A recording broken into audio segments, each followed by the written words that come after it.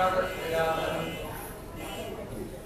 चित्रैः पदैश्च गम्भीरैः वाक्यैर्मानैरखण्डितैः भावं विजयन्ती भाति श्रीतीर्थवान्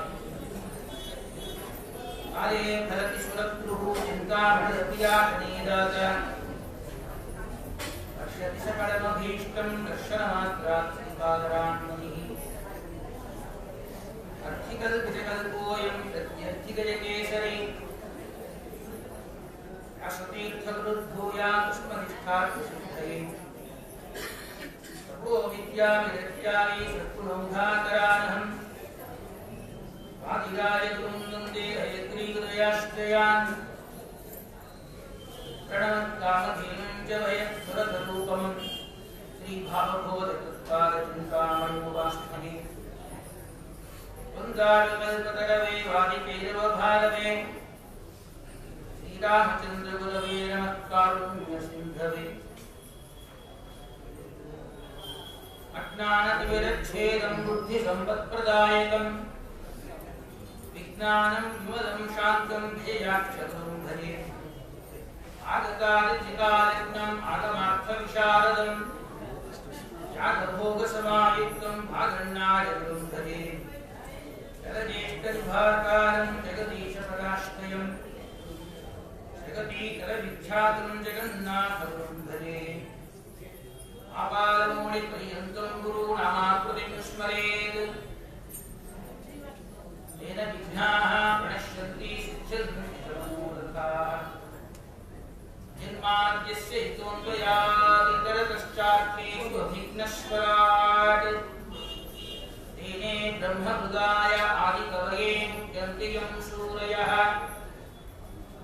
तेजो वादिहृदां यथा विनिमयो यत्र त्रिसर्गो मृषा धाम्ना स्वेन सदा विरस्तकुहकं सत्यं परं धीमहि ओम श्री गुरुभ्यो नमः स्वस्ति श्रोतान् अखिलश्रीमङ्गलान् महासन्निधानಕ್ಕೆ ಸಾಷ್ಟಾಂಗ ನಮಸ್ಕಾರ ಮಾಡಿ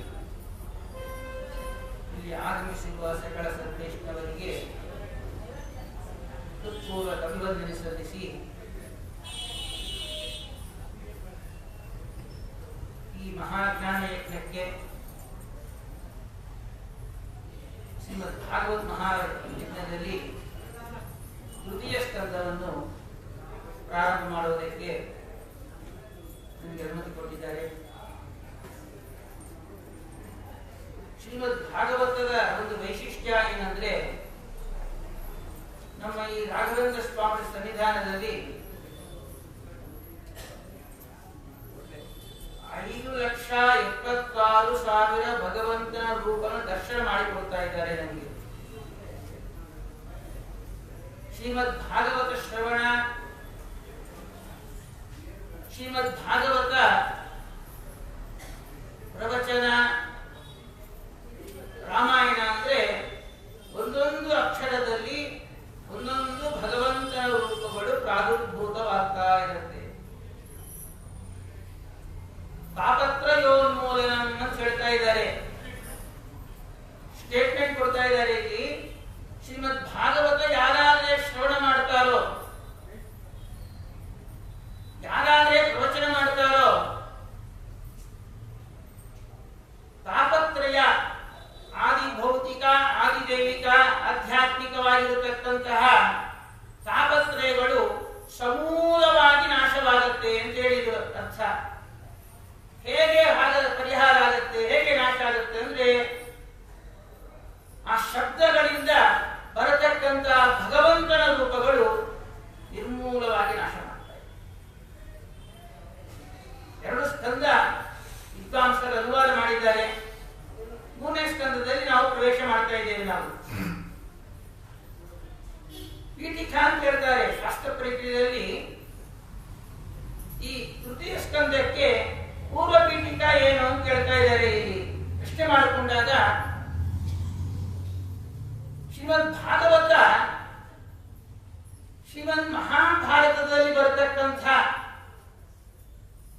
ಸಂಶಯ ಇರತಕ್ಕಂಥ ವಿಚಾರಗಳನ್ನ ಪ್ರಸ್ಫುಟವಾಗಿ ನಡೆಸಿಕೊಡುತ್ತೆ. ಶ್ರೀಮದ್ ಮಹಾಭಾರತಕ್ಕೆ ಶ್ರೀಮದ್ ಭಾಗವತ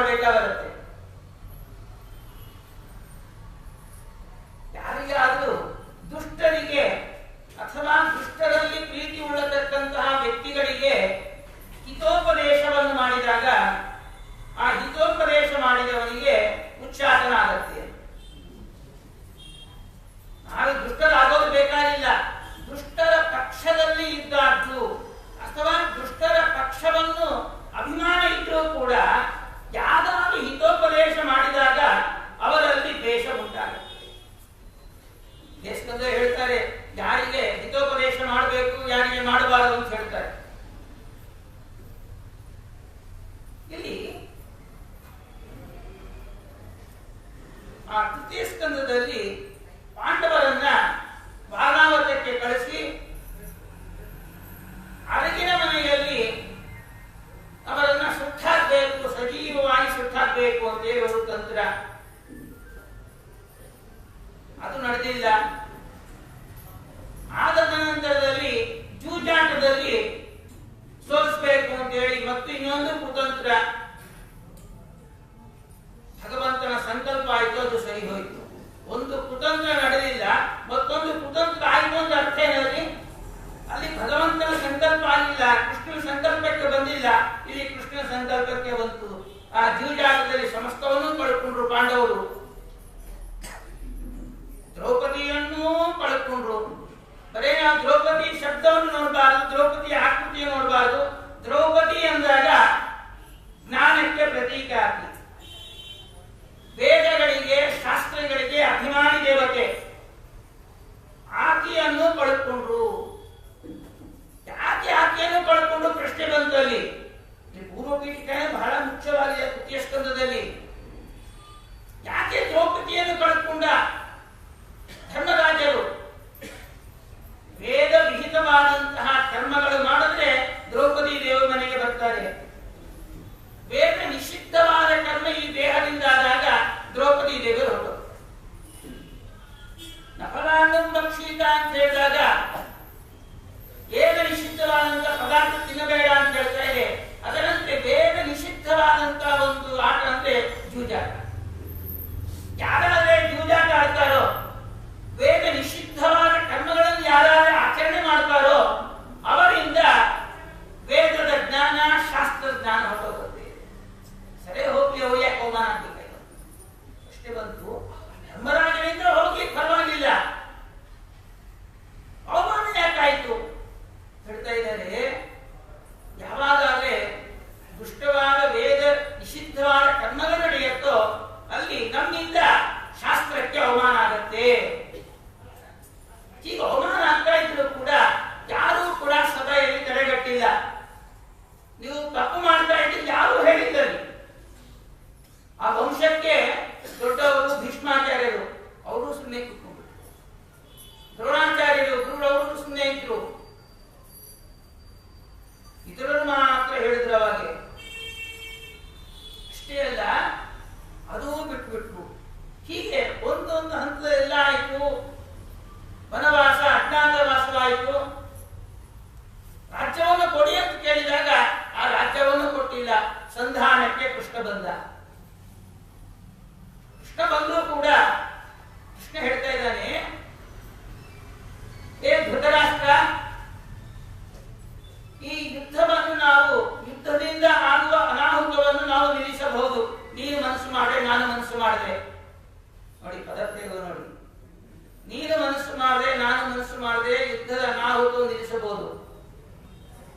ನಿನ್ನ ಮಕ್ಕಳು ನಿನ್ನ ಮಾತು ಕೇಳುವ ಇದ್ದರೆ ಅವ್ರಿಗೆ ಯುದ್ಧ ಮಾಡಬೇಡ ಅಂತ ಹೇಳು. ಯುದ್ಧ ಮಾಡಬೇಡ ಅಂತ ಹೇಳೋದಲ್ಲ, ಅವ್ರ ರಾಜ್ಯವನ್ನು ಕೊಳ್ಳಿಕ್ಕೆ ಕೇಳು. ಪಾಂಡವರಿಗೆ ನಾನು ಹೇಳ್ತೇನೆ ಯುದ್ಧವನ್ನು ಮಾಡಬೇಡಿ ಅಂತ ಹೇಳಿ ಅಂತ ಹೇಳಿದಾಗ ಆ ಕೃಷ್ಣನ ಮಾತನ್ನು ಕೂಡ ಕೇಳಿಲ್ಲ ಧೃತರಾಷ್ಟ್ರ. ಈಗ ಸಂದರ್ಭ ಬಂದಲ್ಲಿ ಏನು ಸಂಧಾನ ವಿಫಲವಾಯಿತು. ವಿಫಲವಾದಾಗ ಆ ಧೃತರಾಷ್ಟ್ರ ಬರ್ತಾ ಇದ್ದೇನೆ, ಮಲಗಿದ್ದಾನೆ, ನಿದ್ದೆ ಬಂದಿಲ್ಲ ಅವನಿಗೆ. ಯಾವಾಗ ನಿದ್ದೆ ಬರೋದಿಲ್ಲ ಧೃತರಾಷ್ಟ್ರನಿಗೆ, ಯಾರೊಬ್ರು ಬೇಕಲ್ಲ ಪಕ್ಕದಲ್ಲಿ ಮಾತಾಡಲಿಕ್ಕೆ. ನನ್ರಿ ನಿದ್ದೆ ಬರ್ತಾ ಇಲ್ಲ, ಮಾತಾಡೋಣ ಅಂತ ಹೇಳಿ ವಿದುರನ್ನು ಕರ್ಕೊಳ್ತಾ ಇತ್ತು. ವಿದುರ, ಯಾಕೋ ನಿದ್ದೆ ಬರ್ತಾ ಇಲ್ಲಪ್ಪ ನನಗೆ, ಏನ್ ಮಾಡ್ಬೇಕು? ಖಂಡಿತವಾಗಿ ಮಾತಾಡ್ತಾರೆ. ಆ ಸ್ವರೂಪನೇ ಅಂತದ್ದು. ಯಮಧರ್ಮರಾಜರ ಸ್ವರೂಪ ವಿದುರಂದು. ಅಣ್ಣ, ನಿನಗೆ ಭಯ ಹುಟ್ಟಿದೆ, ನಿದ್ದೆ ಬರ್ತಾ ಇಲ್ಲ ಅಂತ ಹೇಳಿ. ಭಯ ಬಂದ್ರೆ ಮಾತ್ರ ನಿದ್ದೆ ಬರಲ್ಲ ನೋಡಿ. ಹೌದೌದು. ಏನು ಭಯಕ್ಕೇನು ಕಾರಣ ಗೊತ್ತಾ ನಿನಗೆ? ಆ ಭೀಮ ಎಂಬ ಅಗ್ನಿ ಇನ್ನ ಸುಟ್ಟಾಕತ್ತೆ ಎಂಬ ಭಯ ಕೂತಿದೆ ನಿನ್ನಲ್ಲಿ. ಅದರಿಂದ ನಿನಗೆ ನಿದ್ದೆ ಬರ್ತಾ ಇಲ್ಲ. ಅಷ್ಟೇ ಅಲ್ಲ, ನಿದ್ದೆ ನಿನಗೆ ಯಾಕೆ ಬರುತ್ತೆ ಹೇಳಿ? ನಿದ್ದೆ ಬರೋದಕ್ಕೆ ಸಾಧ್ಯನೇ ಇಲ್ಲ ನಿನಗೆ. ಮೊದಲಿನಿಂದ ನೀನು ಜ್ಞಾನಿಗಳಿಗೆ ದ್ರೋಹವನ್ನು ಮಾಡ್ತಾ ಇದ್ದಿ. ಪಾಂಡವರಿಗೆ ಅವರು ಬಂದಾಗ ಅವಮಾನ ಮಾಡಿದ, ಆವಾಗ ಸುಮ್ಮನೆ ಕೂತಿದ್ಯಾ ನೀನು. ವಾರಣಾವತಕ್ಕೆ ಕಳಿಸಿ ದಹನ ಮಾಡೋದಕ್ಕೆ ಪ್ರಯತ್ನ ಮಾಡಿದ ನಿನ್ನ ಮಗ, ಆವಾಗ ಸುಮ್ಮನೆ ಕೂತಿದ್ಯಾ ನೀನು.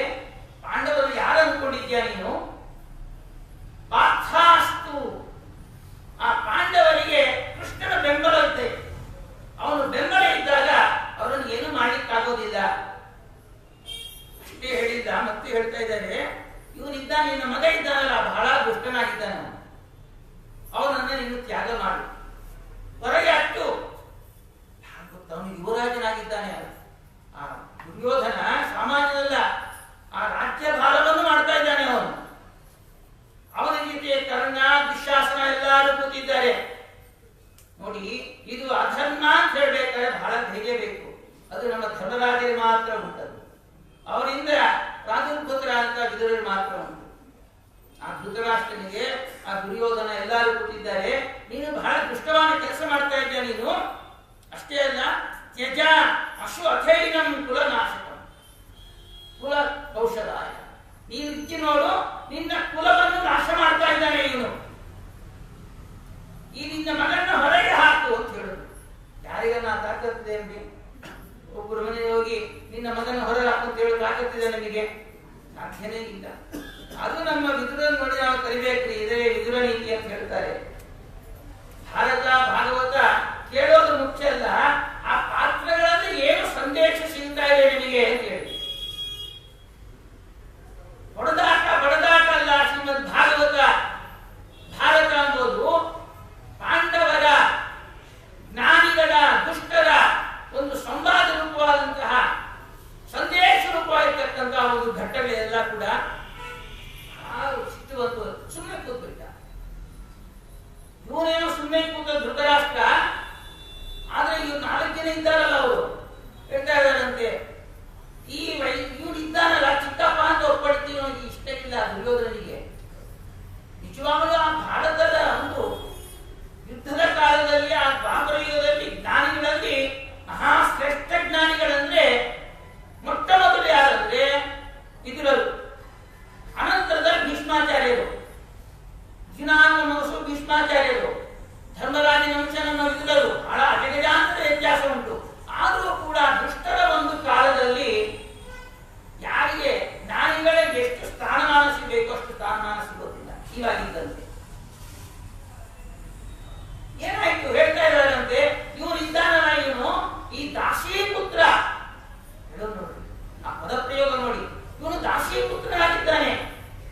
ದಾಸಿ ಪುತ್ರನಾಗಿದ್ದರೂ ಕೂಡ ಭಗವಂತನ ಪರಮಾನುಗ್ರಹ ಪಾತ್ರರಾಗಿದ್ದಾರೆ ವಿದುರರು.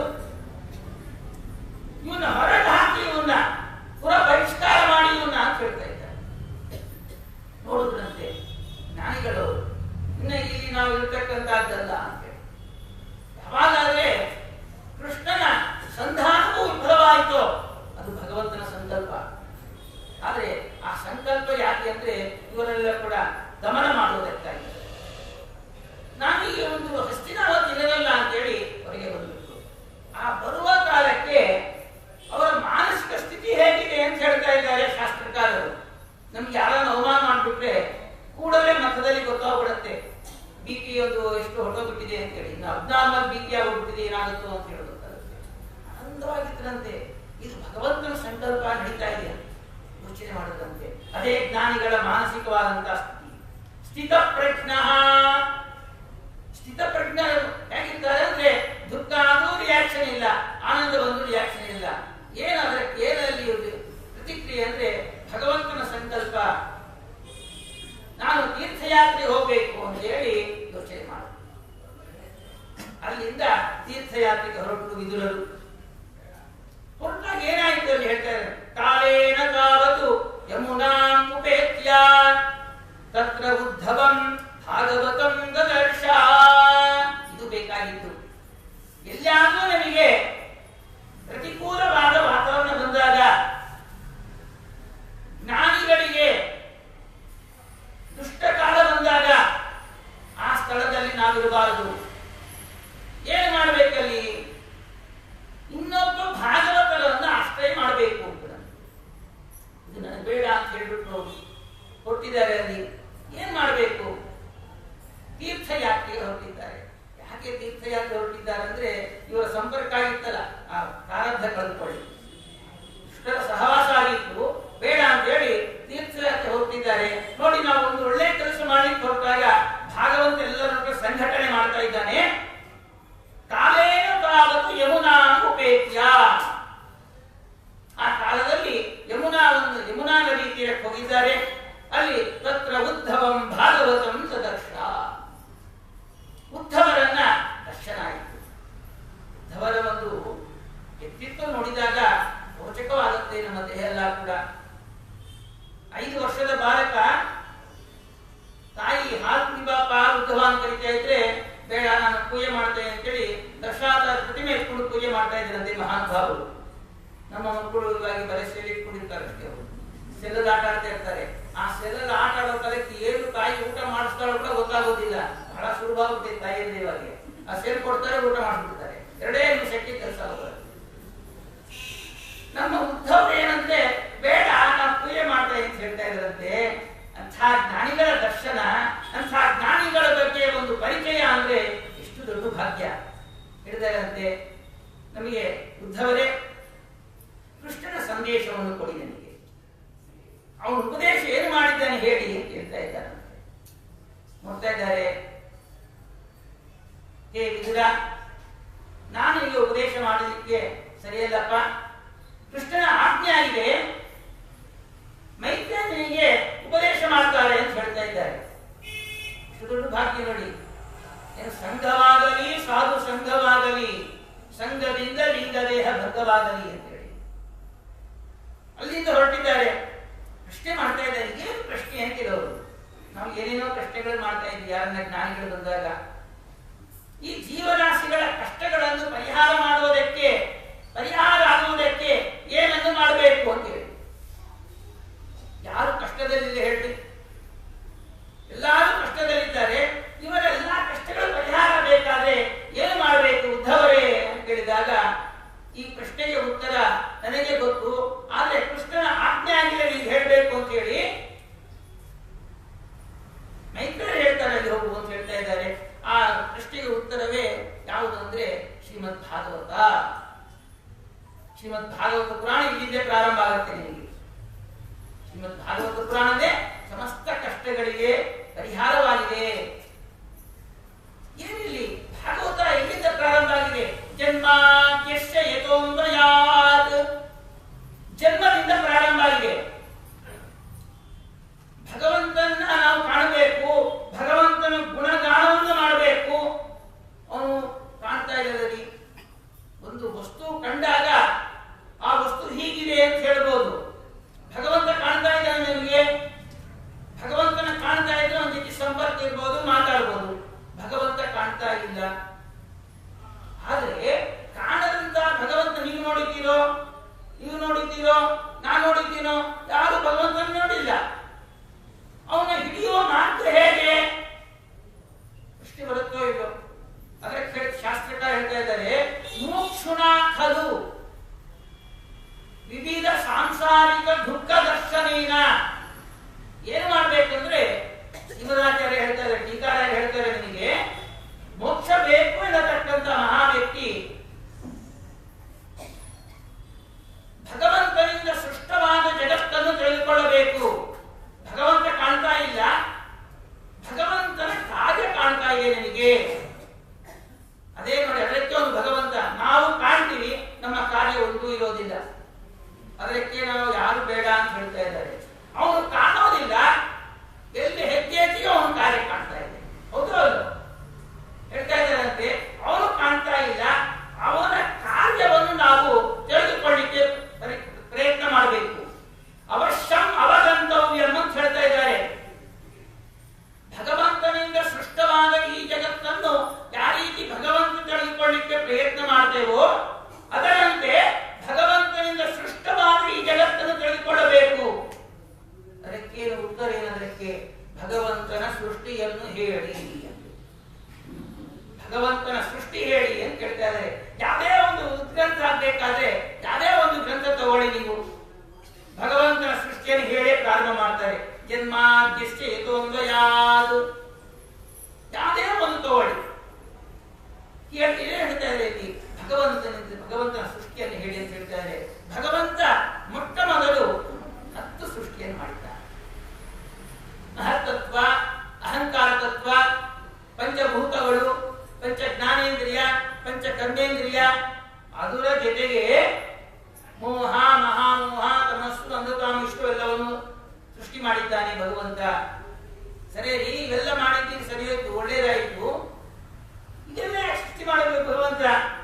ನೋಡಿ, ತಮಸ್ಸು, ಮೋಹ, ಮಹಾಮೋಹ, ಕಾಮಿಶ್ರ, ಅಂಧಕಾಮಿಶ್ರ, ಪಾಂಚ ಪರ್ವಣಿ, ಪಂಚಭೂತ ಸೃಷ್ಟಿ ಮಾಡಿದ್ದೀರಾ. ಅವಕಾಶ ಬೇಕು, ನೀರು ಬೇಕು, ಮಣ್ಣು ಬೇಕು. ಪಂಚಭೂತ ಸೃಷ್ಟಿ ಮತ್ತು ಪಂಚ ಜ್ಞಾನೇಂದ್ರಿಯ, ಪಂಚ ಕರ್ಮೇಂದ್ರಿಯ ಸಾಧನಕ್ಕೆ ಬೇಕು. ಈ ಅಜ್ಞಾನ ಕಟ್ಕೊಂಡು ಹೇಗೆ ಮಾಡಬೇಕು? ಯಾಕೆ ಸೃಷ್ಟಿ ಮಾಡಿದ ಭಗವಂತ ಹೇಳ್ತಾ ಇದ್ದಾರಂತೆ. ತ್ರಿಗುಣಗಳಿದ್ದ ಇಟ್ಟಿದ್ದಾರೆ ಈ ಜಗತ್ತಲ್ಲಿ. ಸಾತ್ವಿಕ, ರಾಜಸ, ತಾಮಸ ಗುಣಗಳು. ಆ ತಾಮಸ ಗುಣಗಳಿಗೆ ಸಾಧನೆ ಆಗುವುದಕ್ಕೆ ಮಾಡಿದ್ದಾರಂತೆ. ಸರಿ, ಸೃಷ್ಟಿ ಮಾಡಿದ್ದೀರಿ, ಅವರಾದ್ರೆ ಕೆಟ್ಟೋದು ಪರವಾಗಿಲ್ಲ, ನಾವೆಲ್ಲ ಕೂತಿದ್ದೀವಿ, ನಮ್ಮ ಗತಿ ಏನು ಹೇಳ್ತಾ ಇದ್ದಾರೆ. ಅದಕ್ಕೆ ಯೋಚನೆ ಮಾಡಬೇಡಿ. 5 ಭಗವಂತನ ರೂಪಗಳು ವಿಶೇಷವಾಗಿ ಚಿಂತನೆ ಮಾಡಿದ್ರೆ ಅದರ ವ್ಯಾಪಾರ ನಮ್ಮ ದೇಹದಲ್ಲಿ ಆಗೋದಿಲ್ಲ. ವೃದ್ಧೋಲ್ಕ, ಮಹೋಲ್ಕ, ವೀರೋಲ್ಕ, ದ್ಯುಲ್ಕ, ಸಹಸ್ರೋಲ್ಕ ಅಂತ ಹೇಳಿ. ಅದಕ್ಕೆ ಪ್ರತಿನಿತ್ಯದಲ್ಲಿ ನಾವು ಭಗವಂತನ ಪೂಜೆ ಮಾಡೋ ಕಾಲಕ್ಕೆ ಮಂಟಪ ಪೂಜೆಯಲ್ಲಿ ವೃದ್ಧೋಲ್ಕಾಯ ಮಹಾ, ಮಹೋಲ್ಕಾಯ ಮಹಾ, ವೀರೋಲ್ಕಾಯ ಮಹಾ, ದ್ಯುಲ್ಕಾಯ ಮಹಾ, ಸಹಸ್ರೋಲ್ಕಾಯ ಮಹಾ ಅಂತ ಹೇಳಿ ಕೂಡ ನಾವು ಪೂಜೆ ಮಾಡ್ತೀವಿ. ಆ ಮಾಡುವ ಉದ್ದೇಶ ಏನಂದ್ರೆ ಈ ದೇಹದಲ್ಲಿ ತಮಸ್ಸು, ಮಹಾತಮಸ್ಸು, ತಾಮಿಷ್ಟ, ಅಂಧತಾಮಿಷ್ಟ ವ್ಯಾಪಾರಗಳು ನಡೆಯದಂತೆ ಭಗವಂತ ನೀನು ನೋಡಿಕೊಳ್ಳಯ್ಯ. ಇದು ನಿನ್ನ ಶರೀರ, ನಿನ್ನ ಮಂದಿರ, ನಿನ್ನ ಮಂದಿರ ರಕ್ಷಣೆ ಮಾಡತಕ್ಕಂತ ಒಂದು ಜವಾಬ್ದಾರಿ ನಿನ್ನದೇ. ಕ್ರಮನೇ ಆಗಿದೆ. ನಾವು ಬರೇ ಶಬ್ದ ಉಚ್ಚಾರಣೆ ಮಾಡ್ತಾ ಇದ್ದೀವಿ, ಅದ್ರ ವಿಚಾರ ತಿಳಿದುಕೊಳ್ತಾ ಇಲ್ಲ. ಅದಾದ ನಂತರದಲ್ಲಿ ವೈಕೃತ ಸೃಷ್ಟಿ ಅಂತ ಹೇಳ್ತಾ ಇದ್ದಾರೆ. ಅಲ್ಲಿ ವನಸ್ಪತಿಗಳು, ಔಷಧಿಗಳು ಆಗಿರುತ್ತೆ. ಇದು ಒಂದೊಂದೇ ಒಂದೊಂದು ಘಟ್ಟ ತಗೋಬೇಕು. ಆ ಸೃಷ್ಟಿ ಕ್ರಮ ನೋಡ್ತಾ ಇದ್ರೆ ಆ ಸೃಷ್ಟಿ ಒಂದೊಂದು ಸೃಷ್ಟಿಯಲ್ಲಿ ಒಂದೊಂದು ವಿಶೇಷವಾದಂತಹ ಗುಣ ಇಟ್ಟಿದ್ದಾನೆ ಭಗವಂತ. ಹೀಗೆ ಲತಗಳು, ಬಳ್ಳಿಗಳನ್ನು ಎಲ್ಲ ಸೃಷ್ಟಿ ಮಾಡಿದ್ದಾನೆ. ಮತ್ತು ಪ್ರಾಣಿಗಳ ಸೃಷ್ಟಿ, ಈ ಭಾಗವತ ವಿಚಾರ ಗೊತ್ತಿರುತ್ತೆ. ಇದು ಸ್ವಲ್ಪ ನಮಗೆ ಬಹಳ ಚೆನ್ನಾಗಿರುತ್ತೆ. ಎಲ್ಲ ಅಂತ ಹೇಳಲ್ಲ, ಈ ಪ್ರಾಣಿಗಳ ಸೃಷ್ಟಿ, ಪ್ರಾಣಿಗಳ ಬಗ್ಗೆ ಏನ್ ಗೊತ್ತಿದೆ ನಮಗೆ? ನಮ್ಮ ಪ್ರಾಣಿ ಸಂಕುಲ ರಕ್ಷಣೆ ಮಾಡ್ಕೊಂಡು ಸಂಘ ಮಾಡ್ಕೊಂಡಿದ್ದಾರಲ್ಲ, ಅವರಿಗೆ ಪ್ರಾಣಿಗಳ ಬಗ್ಗೆ ಗೊತ್ತಿಲ್ಲ. ಎಷ್ಟು ಪ್ರಾಣಿ ಇದೆ, ಹೇಗೆ ಅದು ತತ್ವ ಏನು ಗೊತ್ತಿಲ್ಲ. ನಮ್ಮ ಭಾಗವತ ಓದಬೇಕು. ಹೇಳ್ತಾ ಇದ್ದಾರೆ ಪ್ರಾಣಿಗಳೆಷ್ಟು? 2 ಗೋಸುಳತಕ್ಕಂತಹ ಪ್ರಾಣಿಗಳು, 1 ಗೋಸುಳತಕ್ಕಂಥ, ಗೋಸು ಅಂದ್ರೆ ಉಗುರು ಅಂತ ಹೇಳಿ, 1 ಗೋಸುಳತಕ್ಕಂತಹ ಪ್ರಾಣಿಗಳು, 5 ಬೆಟ್ಟಿರ್ತಕ್ಕಂತಹ ಪ್ರಾಣಿಗಳು. ಯಾರಿಗನ್ನ ಗೊತ್ತಾಗಿರಲ್ಲ ಕೂಡ. ಕುದುರೆಗೆ ಎಷ್ಟು ಗೊರ್ಸು ಯಾರಿಗೂ ಗೊತ್ತಿಲ್ಲ, ಏನು ಗೊತ್ತೇ ಇಲ್ಲ. ಆನೆಗೆ ಎಷ್ಟು ಗೊರ್ಸು ಗೊತ್ತಿಲ್ಲ. ಎಲ್ಲ ಪುರುಷ ಸೂಕ್ತ ಬರುತ್ತೆ ವಿಚಾರ ಎಲ್ಲ ಕೂಡ. ಆ ಪುರುಷ ಸೂಕ್ತದ ವಿಶಾಲ ರೂಪವೇ ಶ್ರೀಮದ್ ಭಾಗವತ ನೋಡ್ಕೊಡ್ತಾ ಇದ್ದಾರೆ. ಹೀಗೆ ಪ್ರಾಣಿಗಳ ಸೃಷ್ಟಿಯಾಯಿತು. ಆ ಪ್ರಾಣಿಗಳನ್ನು ನಾವು ವಿಚಾರ ಮಾಡಿದಾಗ ಒಂದೊಂದು ತತ್ವವನ್ನು ಇಟ್ಟಿದ್ದಾನೆ ಅದರಲ್ಲಿ. ಆ ಪ್ರಾಣಿಗಳನ್ನು ನೋಡಿ, ಅಲ್ಲಿ ಪ್ರಾಣಿಗಳಾಗತಕ್ಕಂತ ವ್ಯಾಪಾರವನ್ನು ಕಂಡಾಗ ಅಲ್ಲಿ ಭಗವಂತನ ಚಿಂತನೆ ಮಾಡಬೇಕು, ಅದಕ್ಕೆ ಅವನು ಸೃಷ್ಟಿ ಕಾಣಬೇಕು ಅಂತ ಹೇಳ್ತಾ ಇದ್ದಾರೆ. ಭಗವಂತನ ಸೃಷ್ಟಿಯಲ್ಲಿ ಒಂದು ತಗೋಣ ನಾವು. ಹಂಸವನ್ನು ತೆಗೆದುಕೊಂಡಾಗ ಹಕ್ಕಿಗಳಲ್ಲಿ ಬರುತ್ತೆ ಅದೆಲ್ಲ ಕೂಡ. 4 ವಿಧವಾದ ಹಕ್ಕಿಗಳಲ್ಲಿ ಅದರಲ್ಲಿ ಹಂಸ ತೆಗೆದುಕೊಂಡಾಗ ಹಾಲು ನೀರನ್ನು ಬೆರೆಸಿಟ್ರೆ ಅದು ಹಾಲನ್ನು ಮಾತ್ರ ತೆಗೆದುಕೊಳ್ತಾ ಇದೆ, ನೀರನ್ನು ನಿಲ್ಲಿಸ್ತಾ ಇದೆ. ಆ ಟೆಕ್ನಾಲಜಿ ಯಾರಿಗಂತ ಗೊತ್ತಾ ನಿಮಗೆ? ಅದು ಭಗವಂತನ ಒಂದು ವ್ಯಾಪಾರ. ಆ ಹಂಸವನ್ನು ನೋಡಿದಾಗ ನಾವು ಏನ್ ತಿಳ್ಕೊಳ್ಬೇಕು? ಹಂಸ ಕ್ಷೀರ ನೀರ ನ್ಯಾಯ ಅಂತ ಹೇಳ್ತಾ ಇದ್ದಾರೆ. ಆ ಒಂದು ವಿಶಿಷ್ಟವಾದ ಒಂದು ಗುಣ ಇಟ್ಟಿದ್ದಾನೆ, ಟೆಕ್ನಾಲಜಿ ಇಟ್ಟಿದ್ದಾನೆ ಭಗವಂತ. ಹೀಗೆ ಒಂದೊಂದು ಪ್ರಾಣಿಯಲ್ಲಿ ನಾಯಿ ತಗೊಳ್ತೀರಾ, ಬೆಕ್ಕು ತಗೊಳ್ತೀರಾ, ಹುಲಿ ತಗೊಳ್ತೀರಾ, ಸಿಂಹ ತಗೊಳ್ತೀರಾ, ಎಷ್ಟು ದೊಡ್ಡ ವಿಚಾರ ಗೊತ್ತಾ ನಿಮಗೆ? ಈ ಪ್ರಾಣಿಗಳ ವಿಚಾರದಲ್ಲೇ ಭಗವಂತನ ವ್ಯಾಪಾರವನ್ನು ಕಾಣತಕ್ಕಂತ ದೊಡ್ಡ ಅದ್ಭುತವಾದ ಪ್ರಕ್ರಿಯೆ ನೋಡಿಸ್ಕೊಡ್ತಾ ಇದ್ದಾರೆ. ಅದಾದ ನಂತರದಲ್ಲಿ ಬ್ರಹ್ಮದೇವರು ನೋಡ್ತಾ ಇದ್ದಾರೆ. ಇವೆಲ್ಲ ಆಯಿತು. ಬ್ರಹ್ಮದೇವರು ಸೃಷ್ಟಿ ಮಾಡೋದಕ್ಕೆ ಪ್ರಾರಂಭ ಮಾಡ್ತಾ ಇದ್ದಾರೆ. ಅವರು ಮಾನಸಿಕ ಪುತ್ರ ಅಂತ ಸನಕ, ಸನಂದನ, ಸನತ್ಕುಮಾರ, ಸನತ್ಸುಜಾತರು ಬಂದಿದ್ದಾರೆ. ಭಗವಂತ ಹೇಳಿದ್ದಾನೆ ಸೃಷ್ಟಿ ಮಾಡು ಅಂತ ಹೇಳಿದ್ರು. ಅದನ್ನ ಸೃಷ್ಟಿ ಮಾಡಿದಾಗ ಪ್ರಜೋತ್ಪತ್ತಿ ಮಾಡಿ ಅಂತ ಹೇಳ್ತಾ ಇದ್ದಾರೆ ಬ್ರಹ್ಮದೇವರವರಿಗೆ. ನಮಗೆ ಈ ಸಂಸಾರ ಬೇಡ, ಊರ್ಧ್ವರೇತಸ್ಥರಾಗಿ ಅವರು ಸನ್ಯಾಸ ಸ್ವೀಕಾರ ಮಾಡಿದ್ರು. ಇವರ ಹೆಸರು ಕೇಳಿದ್ರು ಸಾಕು. ಏಕಾದಶಿ ದಿವಸ ಈ 4 ಜನ ಮಹಾನುಭಾವರ ಹೆಸರು ಶ್ರವಣ ಮಾಡಿದ್ರೆ ಭಗವಂತನ ಭಕ್ತಿ ಹುಕ್ಕತ್ತೆ ನಮ್ಮ ಹೃದಯದಲ್ಲಿ. ಅವಾಗ ಬ್ರಹ್ಮದೇವ ಸ್ವಲ್ಪ ಸಿಟ್ಟು ಬಂದಂತೆ ಆಯ್ತು. ಸಿಟ್ಟು ಬರಲ್ಲ. ಸಿಟ್ಟು ಯಾರಿಗೆ ಬರುತ್ತೆ ಗೊತ್ತಾ? ಅಶಕ್ತನಿಗೆ ಮಾತ್ರ ಸಿಟ್ಟು ಬರುತ್ತಷ್ಟೇ. ಶಕ್ತನಿಗೆ ಸಿಟ್ಟು ಬರೋದೇ ಇಲ್ಲ, ಆನಂದವಾಗಿರ್ತಾನೆ. ಹೌದಲ್ಲ? ಸಿಟ್ಟು ಬಂದಂತೆ ಕಾಣಿಸುವುದಂತೆ. ಆ ಬಂದಾಗ ತನ್ನ ಭ್ರುಕುಟಿಯಿಂದ ಒಂದು ಮಗು ಬಂತದಕ್ಕೆ, ಸದ್ಯೋಜಾತ ಅಂತ ಹೇಳಿ. ಸದ್ಯ ಕೂಡಲೇ ಹುಟ್ಟಿದ ಮಗು ಅಂತ ಹೇಳಿ ಸದ್ಯೋಜಾತ ಅಂತ ಹೇಳಿದ್ರು. ನೋಡ್ತಾ ಇದ್ದಾರೆ ಅವರು. ಹುಟ್ಟಿದ ಕೂಡಲೇ ನನಗೆ ಹೆಸರು ಬೇಕು ಅಂತ ಕೇಳಿದ್ರಂತೆ. ಅಪ್ಪ ನನಗೆ ಹೆಸರು ಕೊಡು ಅಂತ ಕೇಳಿದ್ರು. ಅಪ್ಪ ನನಗೆ ಸ್ಥಳ ಕೊಡು, ಸೈಟ್ ಕೊಡು ಅಂತ ಕೇಳಿದ್ರು ಅವರು. ನನಗೆ ಹೆಂಡತಿಯನ್ನು ಕೊಡು ಅಂತ ಕೇಳಿದ್ರಂತೆ. ನಾವೇ ಎಷ್ಟು ವಾಸಿ, ಹುಟ್ಟಿದ 20 ವರ್ಷಕ್ಕೆ ನಾವು ಅಪ್ಪನ ಸೈಟ್ ಕೊಡು, ಮನೆ ಕೊಡು, ಹೆಂಡತಿ ಕೊಡು ಅಂತ ಕೇಳ್ತಾ ಇದ್ದೀವಿ. ಹೇಳೋ ಪ್ರಶ್ನೆ ಇಲ್ಲ ಅನ್ಕೊಡ್ರಿ. ಇವಾಗ ಕಸ್ಕೊಂಬೋದೇ ಪ್ರಶ್ನೆಗಳೆಲ್ಲ ಕೂಡ. ಆ ಹುಟ್ಟಿದ ಮಗು ನೋಡಿ, ಈಗ ನನಗೆ ಹೆಂಡತಿನ ಕೊಡು,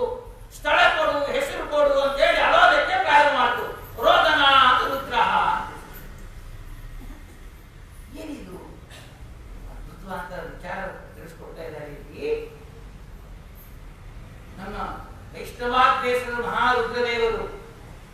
ಅವರ ವೈರಾಗ್ಯ ನೋಡ್ತಾ ಇದ್ರೆ ನಮಗೆ ಭಯ ಆಗತ್ತೆ. ಅಂಥ ವೈರಾಗ್ಯ ಸಂಪನ್ನರು ಏನಿದೆ, ಅರ್ಥಗಳೇನು? ಮೇಲೆ ನೋಟ ಅರ್ಥನೇ ಬೇರೆ, ಒಳಗೆ ನೋಟ ಅರ್ಥನೇ ಬೇರೆ. ಶ್ರೀಮದ್ ಭಾಗವತ, ರಾಮಾಯಣ, ಉಪನಿಷತ್ತು, ವೇದಗಳ ಅರ್ಥ ಹೇಗಿರುತ್ತೆ ಅಂದ್ರೆ ಒಂದು ಚಿಕ್ಕ ದೃಷ್ಟಾಂತವನ್ನು ಕೊಡ್ತೇನೆ. ನಾಳೆ ಉತ್ಥಾನ ದ್ವಾದಶಿ, ತುಳಸಿ ಪೂಜಾ ಬೇಕು, ವಿವಾಹ ಆಗಬೇಕು, ಮಾರ್ಕೆಟ್ಗೆ ಹೋಗಿದ್ದೇವೆ ನಾವು. ಪಚ್ಚೆ ಬಾಳೆ ನೋಡಿದ್ದೇವೆ, ಬಹಳ ಚೆನ್ನಾಗಿದೆ. ಅರ್ಧ ಡಜನ್ ಕಲಿಗೂ ಮನಸ್ಸಲ್ಲಿ ಇತ್ತು. ಆ ಬಣ್ಣ ನೋಡೋಷ್ಟು ಹೊತ್ತಿಗೆ ಘಮ ಘಮ ವಾಸನೆ ಬರ್ತಾ ಇದೆ. ಬಣ್ಣ ಬಹಳ ಚೆನ್ನಾಗಿದೆ. ಬಾಳೆಹಣ್ಣು ಬಣ್ಣ ನೋಡಿಯೇ ತರೋಲ್ಲ, ಹೌದೋ ಅಲ್ವೋ? ತಂದಿದ್ದೇವೆ, ನೈವೇದ್ಯ ಮಾಡಿದ್ದೇವೆ, ಎಲ್ಲ ಮಾಡಿದ್ದೇವೆ. ಆ ಬ್ರಾಹ್ಮಣರಿಗೆ ಕೊಟ್ಟಿದ್ದೇವೆ. ನಾವು ಹಣ್ಣು ತಿಂದೇವೆ, ಬಾಳೆಹಣ್ಣು ತಗೊಂಡಿದ್ದೇವೆ. ಯಾರನ್ನ ನೋಡಿ ತಂದಿದ್ದು ನಾವು? ಸಿಪ್ಪೆ ನೋಡಿ ಹಣ್ಣು ತಂದಿದ್ದು. ಸಿಪ್ಪೆ ಪಕ್ಕಕ್ಕೆ ಹಾಕಿದ್ದೇವೆ, ಹಣ್ಣು ಮಾತ್ರ ತಿಂದಿದ್ದೇವೆ. ಇದೇ ನ್ಯಾಯ ರೀ? ಮಾರ್ಕೆಟ್ ನೋಡಿ ತಂದಿದ್ದು ಯಾವುದು? ಸಿಪ್ಪೆ ನೋಡಿ ಹಣ್ಣು ಚೆನ್ನಾಗಿದೆ ಅಂತ ತಂದಿದ್ದು ನಾವು. ಆದ್ರೆ ಸಿಪ್ಪೆ ಪಕ್ಕಕ್ಕೆ ಹಾಕಿದ್ದು ಹಣ್ಣು ತಿಂದಿದ್ದು. ಕೈಲಾಗಿ ಚೆನ್ನಾಗಿದೆ, ಸಿಪ್ಪೆನೇ ತಿಂತೀನಿ. ಸಿಪ್ಪೆ ತಿಂದ್ರೆ ಏನಾಗುತ್ತೆ ಹೇಳ್ರಿ? ಹೊಟ್ಟೆ ನೋವು ಬಂದು ಎರಡೇ ಕಾಸು ಮಾಡ್ಬೇಕು, ಹೌದೋ ಅಲ್ವೋ? ಶ್ರೀಮದ್ ಭಾಗವತ, ರಾಮಾಯಣ, ಎಲ್ಲಾ ಗ್ರಂಥಗಳಿಗೆ, ಎಲ್ಲಾ ಜ್ಞಾನಿಗಳ ಮಾತುಗಳಿಗೆ ಅರ್ಥ ಈ ರೀತಿ. ಸಿಪ್ಪೆ ನೋಡಿ ಹಣ್ಣು ತರ್ತೇವೆ, ಸಿಪ್ಪೆ ಪಕ್ಕಕ್ಕಿಟ್ಟು ಹಣ್ಣು ಮಾತ್ರ ತಿಂತೇವೆ. ಅದರಂತೆ ಮೇಲೆ ನೋಟ ನೋಡಿ ಭಾಗವತ ಇತ್ಯಾದಿ ಗ್ರಂಥಗಳ ಅಧ್ಯಯನ ಕೊಡ್ತೇವೆ, ಅನುಷ್ಠಾನಕ್ಕೆ ತರಲಿಕ್ಕೆ ಒಳಗಿನ ಅರ್ಥ ತಿಳಿದುಕೊಳ್ತೇವೆ. ಹೀಗೆ ಹೆಂಡತಿ ಕೊಡು, ಸ್ಥಳ ಕೊಡು, ಹೆಸರು ಕೊಡು ಅಂತ ಕೇಳಿದಾಗ ಈ ರೀತಿ ಬಾಳೆಹಣ್ಣು ಸಿಪ್ಪೆ ನೋಡಿ ಮನೆಗೆ ತಂದು ಬಾಳೆಹಣ್ಣು ಸಿಪ್ಪೆ ಪಕ್ಕಕ್ಕೆ ಹಾಕಿ ಹಣ್ಣು ತಿಂದಂತೆ. ಅದೇ ಪ್ರೊಸೀಜರು. ನನಗೆ ಸ್ಥಳ ಕೊಡು ಅಂತ ಕೇಳಿದ್ರಂತೆ, ಸೈಟ್ ಕೊಡು ಅಂತ ಕೇಳಿದ್ರಂತೆ. ಏನು ಸ್ಥಳ ಅಂದ್ರೆ ಏನಿಲ್ಲಿ, ಹೆಸರು ಅಂದ್ರೆ ಏನಿಲ್ಲಿ, ಹೆಂಡತಿ ಅಂದ್ರೆ ಹೆಸರು ಕೊಡು ಅಂತ ಕೇಳಿದಾಗ ಏನ್ ಅರ್ಥ ಗೊತ್ತಾ ನಿಮ್ಗೆ? ನನ್ನ ಬಿಂಬರೂಪಿ ಭಗವಂತ ಯಾರೋ ತಿಳಿಸಿಕೊಡಿ ಗುರುಗಳೇ ಅಂತ ಕೇಳಿದ್ರಂತೆ ಬ್ರಹ್ಮದೇವರನ್ನ. ನಮ್ಮ ಬಿಂಬರೂಪವನ್ನು ತಿಳಿಸಿಕೊಡ್ತಕ್ಕಂಥ ಮಹಾಕೇತನರು ವಾಯುದೇವರು ಬ್ರಹ್ಮದೇವರೊಬ್ಬರೇ. ರುದ್ರದೇವರು ಸ್ಮರಣೆ ಮಾಡಬೇಕಾದ್ರೆ ಅವ್ರಿಗೆ ಏನು ಮೊಟ್ಟ ಮೊದಲು ಕೇಳಿದ್ರು ಬ್ರಹ್ಮದೇವನಲ್ಲಿ, ಅವರ ಅಪ್ಪನಲ್ಲಿ. ಮಗ ಅಪ್ಪನಲ್ಲಿ ಏನು ಕೇಳಬೇಕು, ಮಗನಿಗೆ ಅಪ್ಪ ಏನು ಕೊಡಬೇಕು ನೋಡಿಸ್ಕೊಡ್ತಾ ಇದ್ದಾರೆ ಭಾಗವತ. ಏನು ಕೇಳಿತ್ತು? ನನಗೆ ಹೆಸರು ಕೊಡು ಅಂತ ಕೇಳಿದ್ರಂತೆ. ಈ ಪಬ್ಲಿಸಿಟಿ ಹೆಸರಲ್ಲ, ನನ್ನ ಬಿಂಬರೂಪಿ ಭಗವಂತ ಯಾರು ನನಗೆ ತಿಳಿಸಿಕೊಡು ಅಂತ ಕೇಳಿದ್ರು ಮಹಾನುಭಾವರು. ನಾವೇನ್ ಕೇಳ್ತಾ ಇದ್ದೀವಿ? ಪಬ್ಲಿಸಿಟಿ ಕೇಳ್ತಾ ಇದ್ದೀವಿ. ಭಾಗವತ ಓದಬೇಕು, ಏನು ಅಪ್ಪ ಕೊಡ್ಬೇಕು, ಏನು ಮಗ ಕೇಳಬೇಕು ಅಂತ ಗೊತ್ತಾಗ್ತಾ ಇದೆ. ಸರಿ, ಸ್ಥಳ ಕೊಡು ಅಂತ ಕೇಳಿದ್ರಂತೆ. ಯೋಗ್ಯವಾದ ದೇಹವನ್ನು ಕೊಡು ಅಂತ ಹೇಳಿ, ಈ ದೇಹ ಕಲುಷಿತವಾಗದಂತೆ ಕೊಡು ಅಂತ ಕೇಳಿದ್ರಂತೆ. ಅಲ್ಲಿ ಸ್ಥಳ ಅಂದ್ರೆ ದೇಹ ಅಂತ ಹೇಳಿ. ಈ ಜೀವ ಸಾಧನೆ ಮಾಡ್ಬೇಕಾದ್ರೆ ಏನ್ ಬೇಕು? ದೇಹ ಬೇಕೋ ಬೇಡೋ? ಸ್ಥಳ ಅಂದ್ರೆ ಏನು? ಭೂಮಿ ಅಂತೇಳಿ. ಈ ದೇಹಕ್ಕೆ ಭೂಮಿ ಅಂತ. ಹೆಂಡತಿ ಕೊಡು ಅಂತ ಕೇಳಿದ್ರಂತೆ. ಹೆಂಡತಿ ಅಂದ್ರೆ ಯಾರು ಗೊತ್ತಾ? ಶಾಸ್ತ್ರದಲ್ಲಿ ನಮ್ಮ ಬುದ್ಧಿಗೆ ಹೆಂಡತಿ ಅಂತ ಹೇಳ್ತಾರೆ. ಒಳ್ಳೆ ಬುದ್ಧಿಯನ್ನು ಕೊಡು ಅಂತ ಕೇಳಿದ್ರಂತೆ. ಸತಿಯಲ್ಲಿ ಗುಣವಿರಬೇಕು, ಸತಿಯಲ್ಲಿ ಗುಣವಿರಬೇಕು. ಏನ್ ಹೇಳ್ತಾರೆ ದಾಸರೇ? ಹೇಳ್ತಾರೆ ಇಲ್ಲಿ, ಈ ಹೆಂಡತಿ ಚೆನ್ನಾಗಿದ್ರು ಕೂಡ ನಮ್ಮ ಬುದ್ಧಿ ಬಹಳ ಕೆಟ್ಟೋಗಿದೆ ನೋಡಿ. ಮನೇಲಿ ನಿಜವಾಗ್ಲೂ ಧರ್ಮ ಉಳಿತಾ ಇರೋದೇ ಹೆಣ್ಣು ಮಕ್ಕಳಿಂದ ಉಳಿತಾ ಇರೋದು. ಧರ್ಮ ಕೇಳ್ತಾ ಇರೋದು ಗಂಡು ಮಕ್ಕಳಿಂದ. ನಾವು ಭಾಗವತಕ್ಕೆ, ಭಾರತಕ್ಕೆ ಈ ರೀತಿ ಅರ್ಥ ಮಾಡಿದಾಗ ಸತಿಯ ಅನುಕೂಲ ಇರಬೇಕು, ಅವಳು ಅನುಕೂಲ ಆಗಿ ಇದ್ದಾಳೆ. ಪ್ರತಿನಿತ್ಯ ಗುರುಮಂತ್ರ ಮಾಡ್ತಾ ಇದ್ದಾಳೆ, ಎಲ್ಲ ಮಾಡ್ಕೊಡ್ತಾ ಇದ್ದಾಳೆ. ಮಾತ್ರ ಸಿಗರೇಟ್ ಕೂಡ ಬರ್ತಾ ಇದ್ದಾನೆ. ಏನು ಸಾಧನೆ ಆಗ್ತಾ ಇದೆ ಅವನಿಗೆ? ಸತಿಯ ಅನುಕೂಲ ಇರಬೇಕು ಅಂತ ಹೇಳಿದಾಗ ಈ ಸತಿಯಲ್ಲ, ಇವಳಿಂದ ಅನುಕೂಲವೇ ಆಗ್ತಾ ಇದೆ. ಇನ್ನೊಬ್ಳು ಸತಿ ಇದ್ದಾಳೆ, ಅವಳು ಬಿಟ್ಟಿರದೇ ಇದ್ದಾಳೆ. ಆ ಸತಿ ಯಾರು ಅಂದ್ರೆ ಬುದ್ಧಿ. ಈ ಬುದ್ಧಿ ಒಮ್ಮೆ ನೆಟ್ಟಗೆ ಮಾಡಿಬಿಟ್ರೆ ಮೋಕ್ಷಕ್ಕಂತ ಹೋಗ್ತಾ ಇರುತ್ತದೆ. ಒಂದು ಪರಿಹಾರ ಅಂತ ಆಗತ್ತೇನಿಲ್ಲ. ನನಗೆ ಒಳ್ಳೆ ಬುದ್ಧಿಯನ್ನು ಕೊಡು ಅಂತ ಕೇಳಿದ್ರೆ, ಬುದ್ಧಿ ಅಂದ್ರೆ ಹೆಂಡತಿ ಅಂತ ಅರ್ಥ. ಉಪನಿಷತ್ತು ವಿಚಾರ ಮಾಡಬೇಕು. ಶ್ರೀಮದ್ ಭಾಗವತ, ರಾಮಾಯಣ ನಾವು ಅಧ್ಯಯನ ಮಾಡಬೇಕಾದ್ರೆ ಉಪನಿಷತ್ ಅಧ್ಯಯನ ಕಡ್ಡಾಯ ಮಾಡಿದ್ರೆ ಮಾತ್ರ ಸಂಸಾರ ಅಂತ ಅರ್ಥ ಸಿಗತ್ತೆ. ಹೀಗೆ ಹೆಂಡತಿ ಕೊಡು ಅಂದ್ರೇನು? ಸದ್ಬುದ್ಧಿಯನ್ನು ಕೊಡು ಅಂತ ಕೇಳಿದ್ರಂತೆ. ನಾವು ರುದ್ರದೇವರು ನೋಡ್ಬೇಕಾದ್ರೆ ಏನು ಚಿಂತನೆ ಮಾಡ್ಬೇಕಲ್ಲಿ ಅವರಂದ್ರೆ, ಅಹಂಕಾರ ತತ್ವಕ್ಕೆ ಅಭಿಮಾನಿ ದೇವತೆ ಆಗಿದ್ದೀರಿ ನೀವು. ನೀವು ಏನಾದ್ರೆ ನಿಮ್ಮ ಅಪ್ಪನ ಕೇಳಿದ್ದೀರೋ, ನಮ್ಮ ಅಪ್ಪ ನಾನು ಕೇಳುವಂತೆ ಕೊಡಿ. ಅಷ್ಟೇ ಅಲ್ಲ, ನಮ್ಮ ಅಪ್ಪಗೆ ನೀವು ಕೊಡುವಂತ ಬುದ್ಧಿ ನೀವು ಕೊಡಿ. ಮಗ ಆಗಿದೆ ಇವಾಗ. ಅಪ್ಪ ವಿದ್ಯಾಪೀಠಕ್ಕೆ ಹಾಕು ಅಂತ ಹೇಳ್ತಾನೆ, ಬೇಡ ಮಗ ನೀ ಕಾನ್ವೆಂಟ್ಗೆ ಹೋಗೋಕೆ ಹೇಳ್ತಾ ಇದ್ದಾನೆ. ಏನು ದುಃಖದಲ್ಲಿ ಏನ್ ಪ್ರಾರ್ಥನೆ ಮಾಡಬೇಕು? ನೀವು ಕೇಳುವಂತೆ ಕೇಳುವ ಬುದ್ಧಿ ಕೊಡಿ, ನಮ್ಮ ಅಪ್ಪನಿಗೆ ನಾನು ಕೇಳುವ ಕೊಡತಕ್ಕಂತ ಬುದ್ಧಿಯನ್ನು ಕೊಡಿ. ಇಂಥ ರುದ್ರದೇವರ ಆವಿರ್ಭೂತರಾದ್ರು ನೋಡಿ. ನಾನು ನಾನು ಬರ್ತಾ ಇದ್ದಲ್ಲ, ಅಹಂಕಾರ ತತ್ವಕ್ಕೆ ಅಹಂ ಅಂದ್ರೆ ನಾನು ಅಂತ ಅರ್ಥ. ಅದಕ್ಕೆ ರುದ್ರದೇವ ಅಭಿಮಾನ ದೇವತೆ. ನಾನು ಎಂಬುದು ತಪ್ಪಲ್ಲ, ನಾನು ಎಂಬುದು ಶಾಸ್ತ್ರ ವಿಹಿತವಾಗಿದೆ. ಅಲ್ಲಿಂದ ಹುಟ್ಟತಕ್ಕಂತ ವಿಭಕ್ತಿಗಳಿದೆ ನೋಡಿ, ಅಲ್ಲಿಂದ ಪ್ರಾರಂಭ ಆಗ್ತಾ ಇದೆ. ನನ್ನಿಂದ ಈ ಪ್ರವಚನ ಆಯಿತು, ನನಗಾಗಿ ಹಣ ಬಂತು, ನನ್ನಲ್ಲಿ ಇವನಿದ್ದಾನೆ, ಇವನಿಗಾಗಿ ನಾನು ಕೊಟ್ಟಿದ್ದೇನೆ. ಇದೇ ವಿಭಕ್ತಿ ಅಂತ ಇದನ್ನ. ನಾನು ಎಂಬುದು ಸತ್ಯ, ನಾನು ಇರಬೇಕು. ನಾನು ಇದ್ರೆ ದೋಷ ಅಲ್ಲ. ಶಾಸ್ತ್ರದಲ್ಲಿ ನನ್ನಿಂದ ಆಯ್ತು, ನನಗಾಯ್ತು, ನನ್ನಿಂದ ಇವನಿಗೆ ಬಂತು ಅಂತ ಹೇಳೋದೇ ತಪ್ಪು ಅಂತೇಳಿ. ಅಹಂಕಾರ ತತ್ವಾಭಿಮಾನಿ ದೇವತೆಗಳ ಶಬ್ದಗಳ ಅರ್ಥ ಹೇಗೆ ಮಾಡ್ಕೊಳ್ಬೇಕಂದ್ರೆ ರುದ್ರದೇವರಲ್ಲಿ ಕಲಿಬೇಕು. ಅಂತಹ ರುದ್ರದೇವರಿಗೆಲ್ಲ ಅನುಗ್ರಹ ಮಾಡಿ ಅಂತೇಳಿ ಮುಂದೆ ಹೋಗೋಣ. ಅನಂತರದಲ್ಲಿ ನೋಡ್ತಾ ಇದ್ದಾರೆ, ಇಲ್ಲಿ ನೋಡಿದ್ದಾರೆ. ಅವಾಗೆ ಆ ಬ್ರಹ್ಮದೇವರ ಶರೀರ ಇದು ಎರಡು ಭಾಗವಾಗಿ ಒಂದು ಗಂಡು ಹೆಣ್ಣು ಬಂತು. ಸ್ವಯಂಭೂ ಮನುಗಳು ಶತರೂಪಾದೇವಿಯರು ಬಂದರು. ಅದಾದ ನಂತರದಲ್ಲಿ ಬಹಳ ಸೃಷ್ಟಿ ಚೆನ್ನಾಗಿರುತ್ತೆ. ಆ ಸೃಷ್ಟಿ ನಾವು ತಿಳ್ಕೊಳ್ಬಾರ್ದು. ಅಲ್ಲಿ ಪ್ರಕ್ರಿಯೆ ನಡಿಬೇಕಲ್ಲಿ. ಅಲ್ಲಿ ಯಾವ ದೇವತೆ ಕೂತಿದ್ದಾರೆ, ಅಲ್ಲಿ ಯಾವ ಭಗವಂತನ ರೂಪ ಕೂತಿದೆ, ಯಾವ ಭಗವಂತನ ರೂಪ ಯಾವ ಕಾಲದಲ್ಲಿ ಆ ಸ್ಥಳದಲ್ಲಿ ಏನು ಕೆಲಸ ಮಾಡುತ್ತೆ ಎಲ್ಲ ಚಿಂತನೆ ಬರಬೇಕು. ಅದು ಬಹಳ ದೊಡ್ಡ ವಿಚಾರ. ಮುಕ್ತಮೆ ಮಾಡೋಣ. ಅನಂತರದಲ್ಲಿ ಭಗವಂತ 4 ಮುಖಗಳನ್ನು ಮಾಡಿಕೊಂಡು ಋಗ್ವೇದ, ಯಜುರ್ವೇದ, ಸಾಮವೇದ, ಅಥರ್ವಣ ವೇದಗಳನ್ನು ಅಭಿವ್ಯಕ್ತಿ ಮಾಡಿದ್ರು. ಸೃಷ್ಟಿ ಮಾಡಿದ್ರು ಅಲ್ಲ. ಬಹಳ ನಾವು ಜಾಗರೂಕತೆಯಿಂದ ಮಾತಾಡಬೇಕು. ಬ್ರಹ್ಮದೇವರು 4 ಮುಖಗಳಿಂದ 4 ವೇದಗಳನ್ನು ಅಭಿವ್ಯಕ್ತಿ ಮಾಡಿದ್ರು.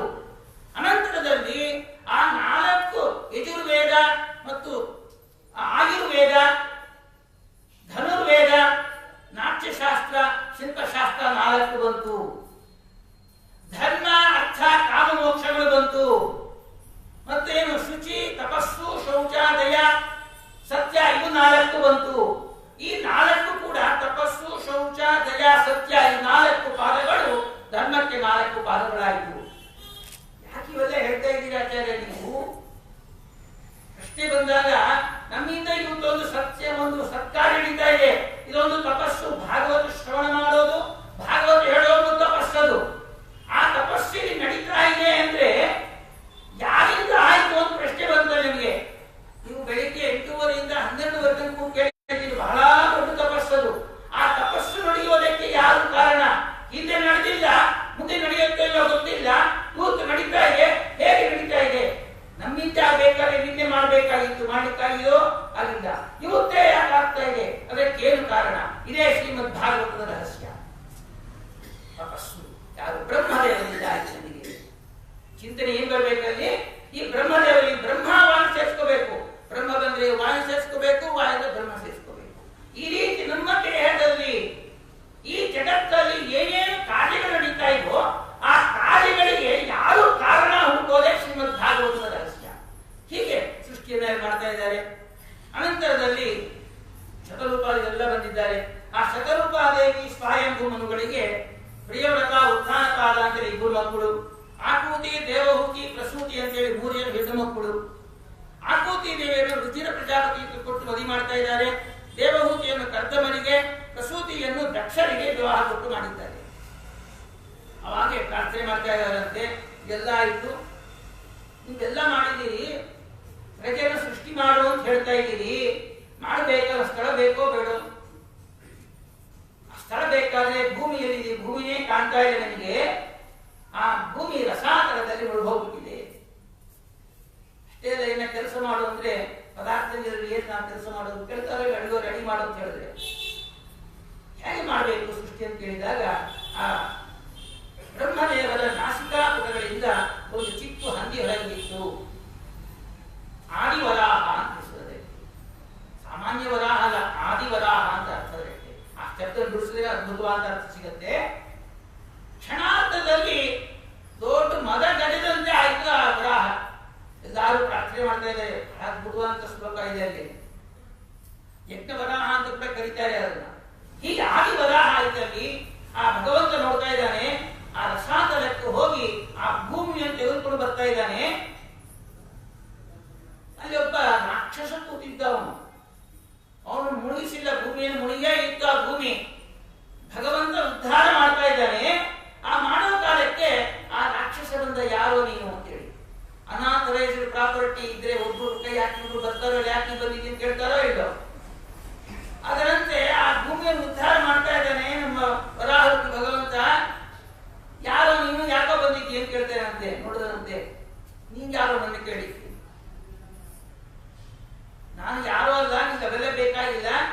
ಈ ಭೂಮಿಯನ್ನು ತೆಗೆದುಕೊಂಡು ಹೋಗ್ಬೇಕಾದ್ರೆ ನನಗೆ ಯುದ್ಧವನ್ನು ಮಾಡಿ ನೀನು ಹೋಗು ಅಂತ ಹೇಳಿದಂತೆ.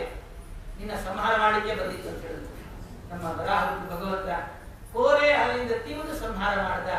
ಆದಿ ಹಿರಣ್ಯಾಕ್ಷ, ಆದಿ ವರಾಹರೂಪಿ ಭಗವಂತ ಉದ್ಧಾರ ಮಾಡ್ತಾನೆ. ಹೀಗೆಲ್ಲ ಸೃಷ್ಟಿಯೆಲ್ಲ ಆಗುತ್ತೆ ಅಂತ ಹೇಳಿ ಈ ಸ್ವಲ್ಪ ನಾವು ನಿಂತು ಯೋಚನೆ ಮಾಡಬೇಕಾಗಿದೆ. ಈ ಘಟ್ಟದಲ್ಲಿ ಆಧ್ಯಾತ್ಮ ನಿಷ್ಠಂ ಹಿ ಅಂತ ಹೇಳ್ತಾರೆ.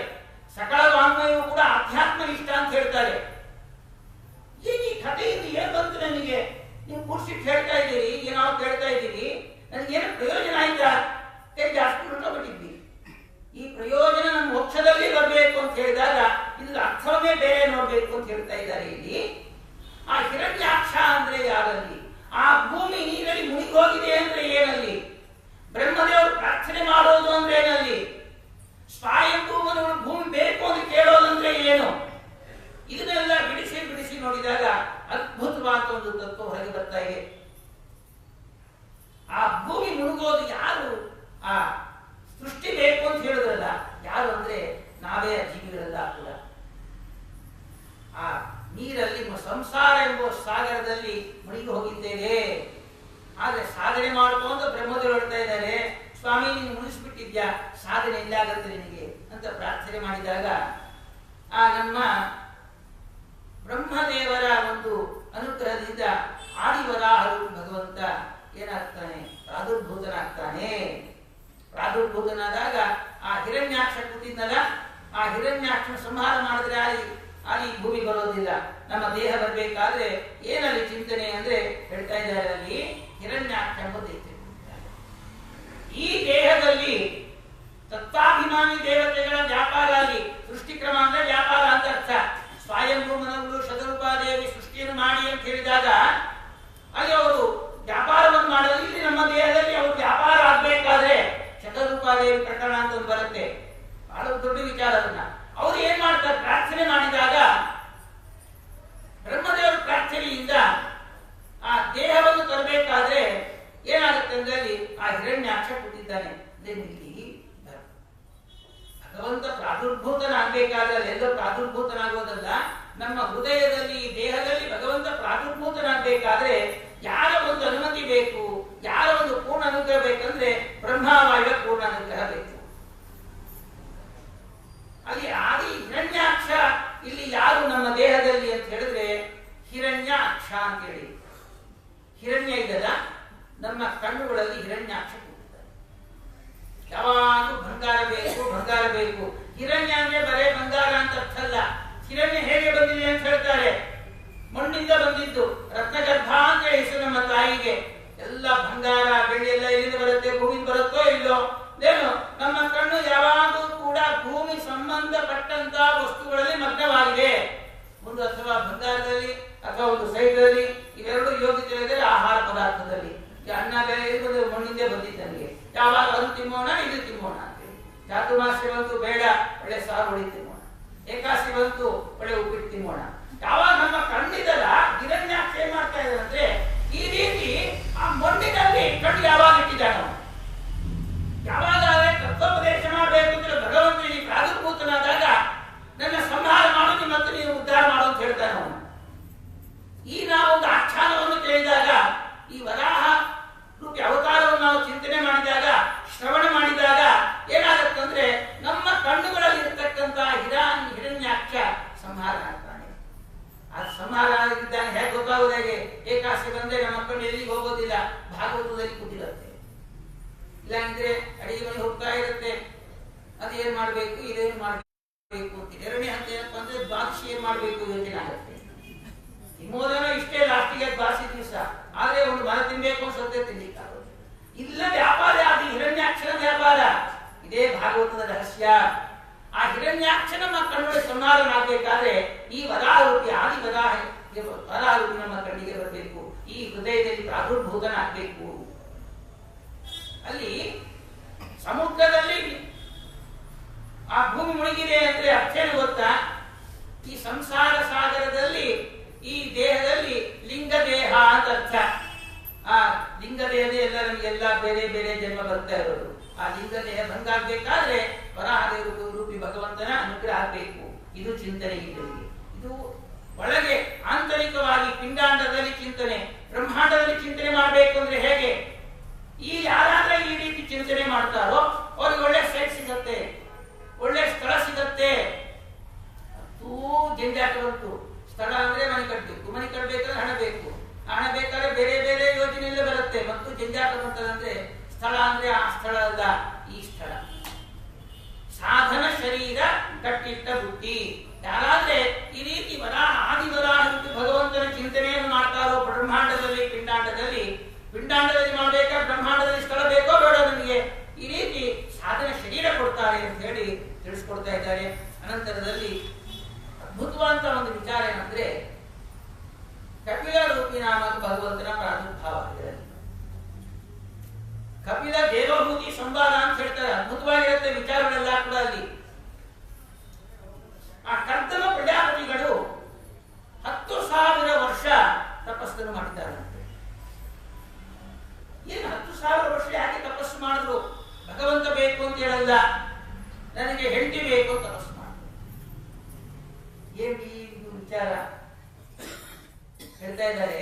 ಯಾಕೆ ಆ ರೀತಿ ತಪಸ್ಸು ಮಾಡಿದ್ರು ಅಂದ್ರೆ ಬ್ರಹ್ಮದೇವರೇ ಆದೇಶ ಇತ್ತು, ಹೇ ಕರ್ದಮ ಪ್ರಜಾಪತಿಗಳೇ, ನೀವು ಸೃಷ್ಟಿಯನ್ನು ಮಾಡಬೇಕಾದ್ರೆ ದಾಂಪತ್ಯ ಜೀವನ ಬೇಕು. ಆ ಸೃಷ್ಟಿ ಮಾಡೋದು ಮುಖ್ಯ ಅಲ್ಲ, ಆ ಸೃಷ್ಟಿಯಲ್ಲಿ ಭಗವಂತನ ಭಕ್ತರನ್ನು ಸೃಷ್ಟಿ ಮಾಡೋದು ಮುಖ್ಯ ಉದ್ದೇಶ. ಇನ್ನೊಬ್ಬರು ಭಗವಂತನ ಭಕ್ತರು ನಾವು ಈ ಭೂಮಿಗೆ ತರಬೇಕಾದ್ರೆ ದಾಂಪತ್ಯ ಜೀವನ ಬಹಳ ಮುಖ್ಯ ಅಂತ. ದಾಂಪತ್ಯ ಜಾಲ ಎಡವಟ್ಟು ಬಂದ್ರೆ ಈ ಹಿರಣ್ಯಾಕ್ಷ ಹಿರಣ್ಯಕಶಿಪು ಹುಡುಗಾರೆ ಬೇಕಾಗಿಲ್ಲ ಅಂತ ಹೇಳಿ ನಾವು ಮದಿ ಮಾಡ್ಕೋಬೇಕಾದ್ರೆ ಏನ್ ಮಾಡ್ಬೇಕು ಅಂತ ಹೇಳ್ತಾ ಇದ್ದಾರೆ. ಗಂಡು ಹೆಣ್ಣು ಮದಿ ಮಾಡ್ಕೋಬೇಕಾದ್ರೆ ಮ್ಯಾಟ್ರಿಮೋನಿಯಲ್ ನೋಡಿ ಮದಿ ಮಾಡ್ಕೊಂಬೋದಲ್ಲ, ಮುಂಚೆ ಇಬ್ಬರು ಕೂಡ ತಪಸ್ಸನ್ನು ಮಾಡಬೇಕು. 10,000 ವರ್ಷ ತಪಸ್ಸನ್ನು ಮಾಡಿದ್ರು ಕರ್ತಮ ಪ್ರಜಾಪತಿಗಳು. ಭಗವಂತ ಬರ್ತಾ ಇದೆ, ಹರಿ ಬಂದು ಹೇಳ್ತಾ ಇದ್ದಾನಂತೆ, ಹೇ ಕರ್ತಮರೇ, ನಿಮ್ಮ ತಪಸ್ಸಿಗೆ ನಾನು ಸಂತೋಷ ಪಟ್ಟಿದ್ದೇನೆ. ಸ್ವಯಂಭೂಮನವರು ಬರ್ತಾರೆ, ಮಗುನ ಕೊಟ್ಟು ಮದಿ ಮಾಡ್ತಾರೆ ನಿಮಗೆ. ಅವರಲ್ಲಿ 9 ಜನ ಮಕ್ಕಳು ಹುಡ್ತಾರೆ, ಹೆಣ್ಮಕ್ಳು ಹುಡ್ತಾರೆ.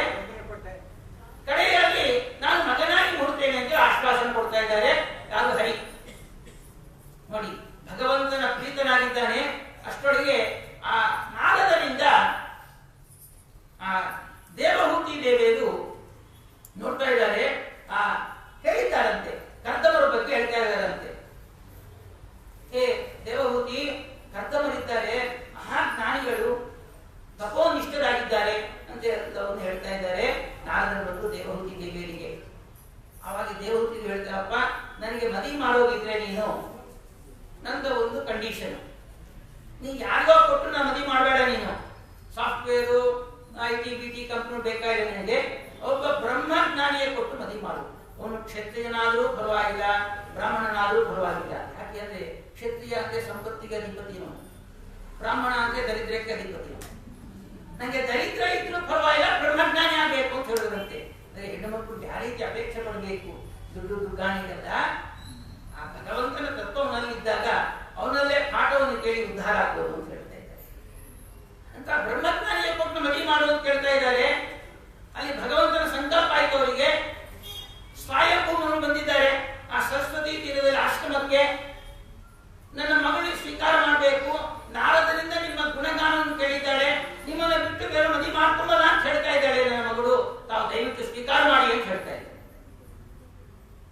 ಒಪ್ಪಿದ್ದಾರೆ. ವಿವಾಹ ಕೂಡ ಮಾಡಿಕೊಟ್ಬಿಟ್ರು. ವಿವಾಹ ಮಾಡಿಕೊಟ್ಟು ಇಷ್ಟಕ್ಕೆ ಹೋದ್ರು, ನಗರಕ್ಕೆ ಹೋದ್ರು. ಇವರು ಮದುವೆ ಮಾಡಿಕೊಂಡು ತಪಸ್ಸಿಗೆ ಕೂತ್ಕೊಂಡ್ರು. ಎಷ್ಟು 10,000 ವರ್ಷ ಮತ್ತು ತಪಸ್ಸು ಮಾಡಿದ್ರು. ಯಾಕಂದ್ರೆ ಹೆಣ್ಣನ್ನು ಕೊಡ್ತಾ ಇದ್ದೀನಿ, ಅದಕ್ಕೆ ಆಚಾರ ಮನೆಗೆ ಯಾರು ಮನೆ ಕೊಡೋದೇ ಇಲ್ಲ. ಯಾವ ಇಷ್ಟಕ್ಕೆ ಅಂತಾರೆ, ಬಿಸೆಂಟ್ಗೆ ಅಂತಾರೆ. ಈ ನ್ಯೂಸನ್ಸೇ ಬೇಡ. ಅವರೇನೋ ಅಪ್ಪ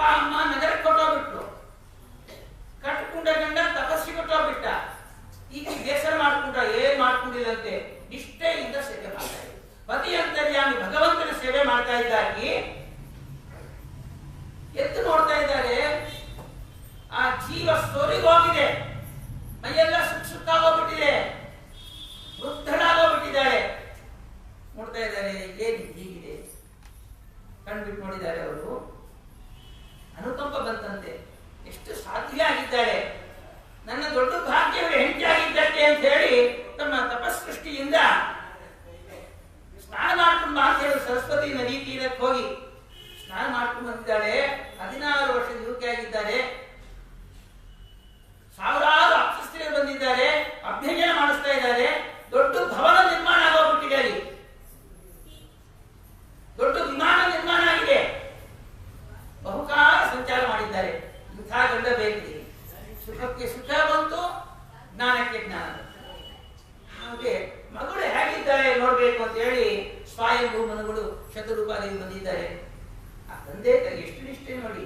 ಅದು ನೋಡುವಷ್ಟೊತ್ತಿಗೆ ಬಹಳ ಬೇಸರ ಆಯ್ತು ತಂದೆಗೆ. ಮನೆ ಒಳಗೂ ಬಂದಿಲ್ಲ. ಸ್ವಯಂಭೂ ಮನುಗಳು ಅಪ್ಪ ಬಾ ಅಂತ ಕರಿತಾ ಇದ್ದಾರೆ. ನಾನು ನಿನ್ನ ಮನೆಗೆ ಬರಲ್ಲ ಅಂತ ಹೇಳಿ. ಯಾರೋ ಪರಪುರುಷನ ಇಟ್ಕೊಂಡಿದ್ಯಾ ಮನೆಯಲ್ಲಿ ನೀನು, ಯಾಕಿಂದ ನಮ್ಮ ವಂಶಕ್ಕೆಲ್ಲ ನೀವು ದುಷ್ಟವಾಗಿ ಕೆಲಸ ಮಾಡ್ತಾ ಇದ್ಯಾ ಅಂತ ಹೇಳಿದಾಗ, ನಾನೇನು ತಪ್ಪು ಮಾಡಿದಪ್ಪ, ನಿಮ್ಮ ಮನೆ ಅಂದ್ರೆ ಅಂತ ಹೇಳಿದ್ರೆ ಅವಾಗ ನೋಡ್ತಾ ಸ್ವಯಂಭೂ ಮನುಗಳು, ಏನ್ ನನ್ನ ಒಂದು ರಾಜ್ಯದಲ್ಲಿ ಇಂತ ಅಂತಃಪೂರ್ಣ ಕಂಡಿಲ್ಲ ಅಂದ್ರೆ ಆ ಭಗವಂತನ ಒಂದು ಅನುಗ್ರಹ ಆದಾಗ ಎಂಥ ಸಂಪತ್ತು ಬರುತ್ತೆ ಅಂತ ತಿಳಿಸ್ಕೊಡ್ತಾ ಇದ್ದಾರೆ. ಹೊರಟೋಗ್ಬಿಟ್ಟಂತೆ. ಅವರಲ್ಲಿ 9 ರೂಪ ತೆಗೆದುಕೊಂಡಿದ್ದಾರೆ. ಕರ್ದಮ ಪ್ರಜಾಪತಿಗಳು 9 ರೂಪ ದೇವಹೂತಿ ದೇವರು ತಗೊಂಡಿದ್ದಾರೆ. ಒಂದೊಂದು ರೂಪದ ಒಂದೊಂದು ಹೆಣ್ಣು ಮಗು ನಡೆದಿದ್ದಾರೆ. 9 ಜನ ಹೆಣ್ಣು ಮಕ್ಕಳಾಗಿದ್ದಾರೆ. ಎಲ್ಲ ಆಯ್ತು. ಆಕೆ ಮದುವೆ ಮಾಡ್ಕೊಂಡಿದ್ದು ಕರ್ದಮ ಪ್ರಜಾಪತಿಗಳನ್ನ ಬ್ರಹ್ಮಜ್ಞಾನವನ್ನು ಪಡಿಬೇಕು ಅಂತ ಮದುವೆ ಮಾಡ್ಕೊಂಡು. ನಾಚಿಕೆ ಆಯ್ತಂತೆ, ಸ್ವಾಮಿ ನಾನು ಮದುವೆ ಮಾಡ್ಕೊಂಡು ಉದ್ದೇಶನೇ ಬೇರೆ, ಏನಾಗೋಗ್ಬಿಟ್ಟಿದೆ, ಏನೂ ಆಗಿಲ್ಲ, ಭಗವಂತನ ಸಂಕಲ್ಪದಂತೆ ಆಗಿದೆ ಅಂತ ಹೇಳ್ತಾ ಇದ್ದಾರೆ. ನನಗೆ ತತ್ವಜ್ಞಾನ ಮಾಡಿ ಉಪದೇಶ ಮಾಡಿ. ನಾನು ತತ್ವಜ್ಞಾನ ಉಪದೇಶ ಮಾಡಲ್ಲ, ನಿನ್ನ ಒಂದು ಗರ್ಭದಲ್ಲಿ ಆ ಭಗವಂತನೇ ಪ್ರಾದುರ್ಭೂತನಾಗ್ತಾನೆ, ಅವನು ಉಪದೇಶ ಮಾಡ್ತಾನೆ ಅಂತ ಹೇಳ್ತಾ ಇದ್ದಾರೆ.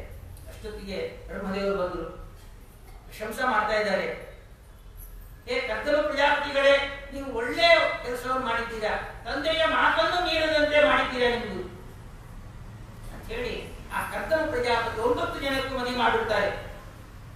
ಮಾಡಿ ಭಗವಂತ ಕಪಿಲನಾಮಕ ಭಗವಂತ ಪ್ರಾದುರ್ಭೂತರಾಗಿದ್ದಾನೆ. ಆ ಸ್ವಾಮಿಗೆ ನಮಸ್ಕಾರ ಮಾಡಿ ಕೇಳ್ತಾ ಇದ್ದಾರಂತೆ, ಸ್ವಾಮಿ ನಿನ್ನ ಒಂದು ದರ್ಶನದಿಂದ ನನಗೆ ಮಹಾಭಾಗ್ಯ ಸಿಕ್ಕಿದೆ. ಒಂದು ಕಂಡೀಷನ್ ಹಾಕಿದ್ರು, ಭಗವಂತ ಹುಟ್ಟೋದು, ಇವರು ಅರಣ್ಯಕ್ಕೆ ಹೋಗೋದು ಏನು ವಿಚಿತ್ರ, ಮಗ ಹುಟ್ಟಿದ್ರೆ ಅಪ್ಪ ಮನೆ ಬಿಟ್ಟು ಹೋಗ್ಬೇಕಾ ಅಂತ ಹೇಳಿ. ಅದೆಲ್ಲ ನಿಯಮ. ಆ ಸ್ವಯಂಭೂ ಮನುಗಳು ಹೆಣ್ಣು ಕೊಡೋ ಕಾಲಕ್ಕೆ ಒಂದು ಕರಾರು ಮಾಡ್ಕೊಂಡಿದ್ರಂತೆ, ನಾನು ಇನ್ನ ಮಗಳ ಜೊತೆಗೆ ಇರ್ತೇನೆ, ಒಂದು ಗಂಡು ಮಗುವಾದ್ರೆ ನಾನು ಅರಣ್ಯಕ್ಕೆ ಹೋಗ್ತೀನಿ ಕರಾರು ಮಾಡ್ತೀನಿ. ಅದಕ್ಕೆ ಭಗವಂತ ನೋಡಿದ್ದಾನೆ, 9 ಜನ ಹೆಣ್ಣು ಮಕ್ಕಳಾದಂತ ಒಂದು ಪ್ರಾದುರ್ಭೂತ ಹೋಗಿ ನಮಸ್ಕಾರ ಮಾಡಿ, ಸ್ವಾಮಿ ನನಗೆ ಅಪ್ಪಣೆ ಕೊಡು ಅಂತ ಹೇಳಿ ಭಗವಂತನ ಆಶೀರ್ವಾದ ಪಡೆದು ಅವರು ಸಾಧನೆ ಮಾಡಿಕೊಂಡು ಮೋಕ್ಷ ಹೋಗುವುದು ಅಂತ ಹೇಳ್ತಾರೆ. ಅನಂತರದಲ್ಲಿ ಆ ಕಪಿಲ ನಾಮಕ ಭಗವಂತನ ಪ್ರಾರ್ಥನೆ ಮಾಡ್ತಾ ಇದ್ದಾರೆ. ಬಹಳ ಚೆನ್ನಾಗಿರುತ್ತೆ ಇದರಲ್ಲಿ.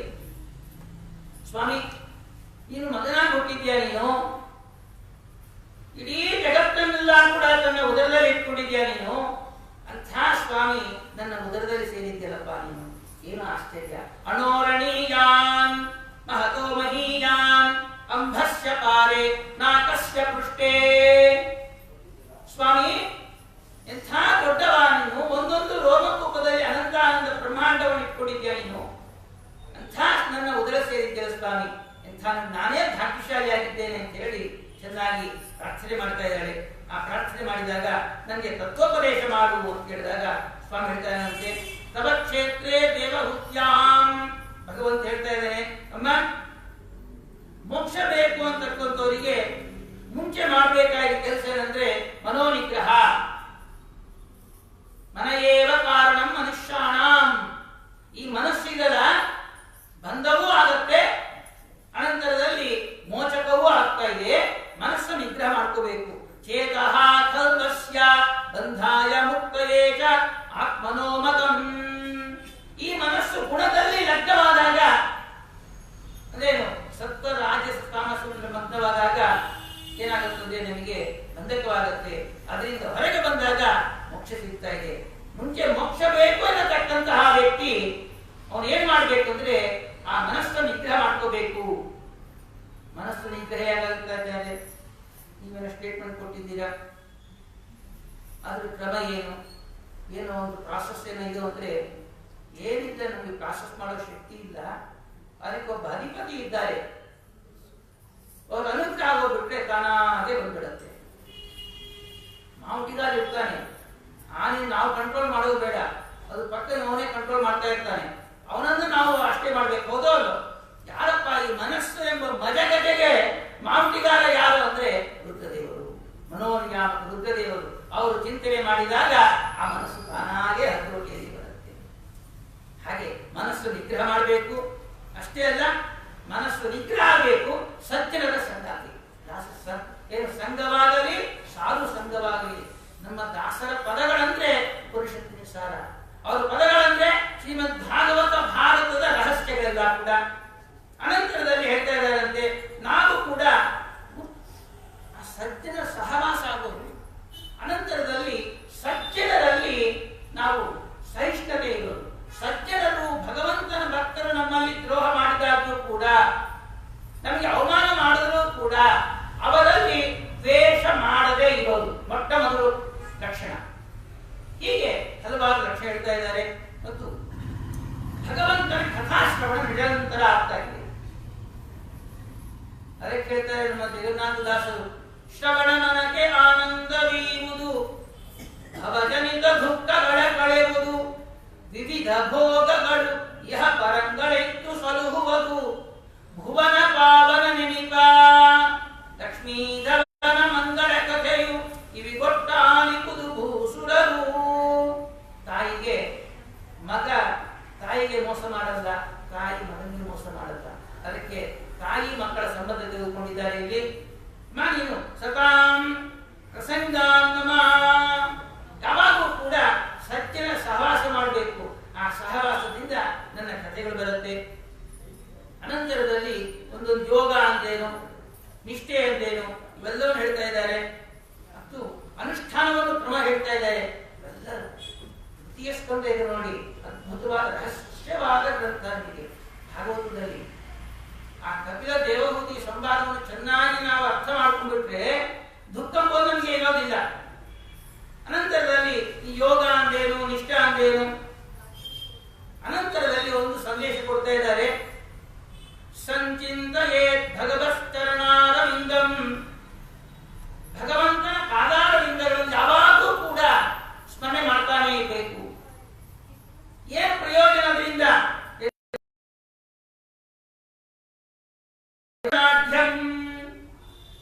ಅವನು ಪಾದದಲ್ಲಿ ಏನಿದಪ್ಪ ಅಷ್ಟು, ಚಿನ್ನದ ಪಾದನೋ, ಬೆಳ್ಳಿ ಪಾದನೋ, ವಜ್ರದ ಪಾದನೋ, ಅದನ್ನೇ ಹಿಡಿಬೇಕು ಮಾಡ್ಬೇಕಂತ ಹೇಳ್ತಾ ಇದ್ದಾರಂತೆ. ಅವೆಲ್ಲವನ್ನೂ ನಾಶ ಮಾಡ್ತಕ್ಕಂತ ಅಕ್ಷರಗಳಿಗೆ ವಜ್ರಾಂಕುಶ ಧ್ವಜ ಸರೋರುಹ ಲಾಂಛನಾಢ್ಯಂ, ವಜ್ರದ ಅಂಕುಶ ಇದೆ, ವಜ್ರ ಅಂಕುಶ ಪತಾಕ ಕಮಲ ಇದೆ. ಏನಿದ್ರೇನೆ ಆಯ್ತು, ಜಗಕ್ಕೇನೆ ಕಾಲ ಕಮಲ ಇದ್ರೇನೆ ಆಯ್ತು. ನಮ್ಗೇನೆ ಹೇಳ್ತಾ ಇದ್ದಾರಂತೆ, ಅವನ ಪಾದ ಸ್ಮರಣೆಗೆ ಆರಾಧನೆ ಮಾಡ್ತಾರೋ ಅವನ ಪಾದ ಇರ್ತಕ್ಕಂಥ ವಜ್ರಾಯುಧ ಇದೆಯಲ್ಲ, ನಮ್ಮ ಪಾಪಗಳೆಂಬ ಬೆಟ್ಟಗಳನ್ನ ನಾಶ ಮಾಡ್ತಾ ಇದೆ, ಕಡಿದು ನಾಶ ಮಾಡ್ತಾ ಇದೆ. ಈ ಬೆಟ್ಟವನ್ನು ನಾಶ ಮಾಡೋದಕ್ಕೆ ವಜ್ರಾಯುಧನೇ ಬೇಕಾಗಿದೆ. ನಮಗೆ ಈ ಭಾಗವತ ಕೇಳಬೇಕು, ಭಾಗವತ ಹೇಳಬೇಕು ಎಂಬ ಸತ್ಕಾರ್ಯಕ್ಕೆ ಅಡ್ಡಿ ಆಗ್ತಕ್ಕಂಥದ್ದು ಯಾವುದಂದ್ರೆ ಪಾಪ ಎಂಬ ಪರ್ವತಗಳು. ಆ ಪಾಪ ಎಂಬ ಪರ್ವತ ನಾಶ ಆಗಬೇಕಾದ್ರೆ ಭಗವಂತನ ಪಾದದಲ್ಲಿರ್ತಕ್ಕಂಥ ವಜ್ರಾಂಕುಶದಿಂದ ನಾಶ ಆಗ್ತಾ ಇದೆ. ಅಂಕುಶ ಧ್ವಜ ಯಾವಾಗಾದ್ರೆ ದೈತ್ಯರ ಕಾಟ ಹೋಯ್ತು, ನಾವು ವಿಜಯಶೀಲರಾಗ್ತಾ ಇದ್ದೀವಿ. ಹೌದೋ ಅಲ್ಲೋ? ಧ್ವಜ ಪತಾಕ ಇದೆ. ಏನು ನಮ್ಮನ್ನ ಎಲ್ಲಾ ಕಡೆ ಕೂಡ ಭಗವಂತ ಫೋಕಸ್ ಮಾಡ್ತಾನೆ. ಇಂತಹ ಸಾತ್ವಿಕರು ತೋಣೆ ನೋಡ್ಕೊಳ್ತಾನೆ. ನಾವು ಪ್ರಯತ್ನ ಮಾಡೋದೇ ಬೇಕಾಗಿಲ್ಲ. ನಾ ಇಂಥ ದೊಡ್ಡ ವ್ಯಕ್ತಿ ಪಬ್ಲಿಸಿಟಿ ನಾವು ಕೈ ಹಾಕೋದೇ ಬೇಡ. ಅವನು ಪಾದಾರದಿಂದ ಸ್ಮರಣೆ ಮಾಡ್ತಾ ಮಾಡಿ. ಅನ್ಯಥಾ ಶರಣಂ ನಾಸ್ತಿ ತ್ವಮೇವ ಶರಣಂ ಮಮ. ನಾವು ಪ್ರಾರ್ಥನೆ ಮಾಡಿದಾಗ ಏನು ಬೇಕು ನಿನ್ನ ಯೋಗ್ಯತಾನುಸಾರ, ಯಾವ ಕಾಲಕ್ಕೆ ಏನು ಬೇಕೋ ಅದು ಕೊಟ್ಟೆ ಕೊಡ್ತಾನೆ. ಒಂದು ಗಂಟೆ ಅಮ್ಮ ಊಟ ಹಾಕೊಂಡು ಹಾಕ್ತಾಳ, ಬೇಡಪ್ಪ ಊಟ ಮಾಡಬಾರ್ದು ಆರೋಗ್ಯ ಕೆಡುತ್ತೆ ಅಂತೇಳಿ ಬೆಳಿಗ್ಗೆ 7:30 ಬಿಸಿ ಬಿಸಿ ಅಡಿ ಮಾಡಾಕ್ತಾಳ. ಹೌದೋ ಅಲ್ಲೋ? ಅದರಂತೆ ನಾವು ಯಾರೋ ಕಾಲದಲ್ಲಿ ಏನೋ ಕೊಡು ಅಂತ ಹೇಳಿದ್ರೆ ಭಗವಂತ ಕೊಡ್ತಾನ. ಅವನು ಯಾವ ಕಾಲಕ್ಕೆ ಏನು ಬೇಕು ಅದೆಲ್ಲ ಕೊಡ್ತಾ ಇದ್ದಾನೆ. ಸರೋರ್ಧಲಾಂಛನಂ ಪದ್ಮ. ಯಾವಾಗಾದ್ರೆ ನಾವು ಈ ದೈತ್ಯರ ಕಾಟ ನಾಶ ಆಗಿ ದೈತ್ಯರ ಪರ್ವತಗಳು ದೈತ್ಯರು ನಾಶ ಆದಾಗ ಅದು ಧ್ವಜ ಪತಾಕ ನಮ್ಮಲ್ಲಿ ಬಂದ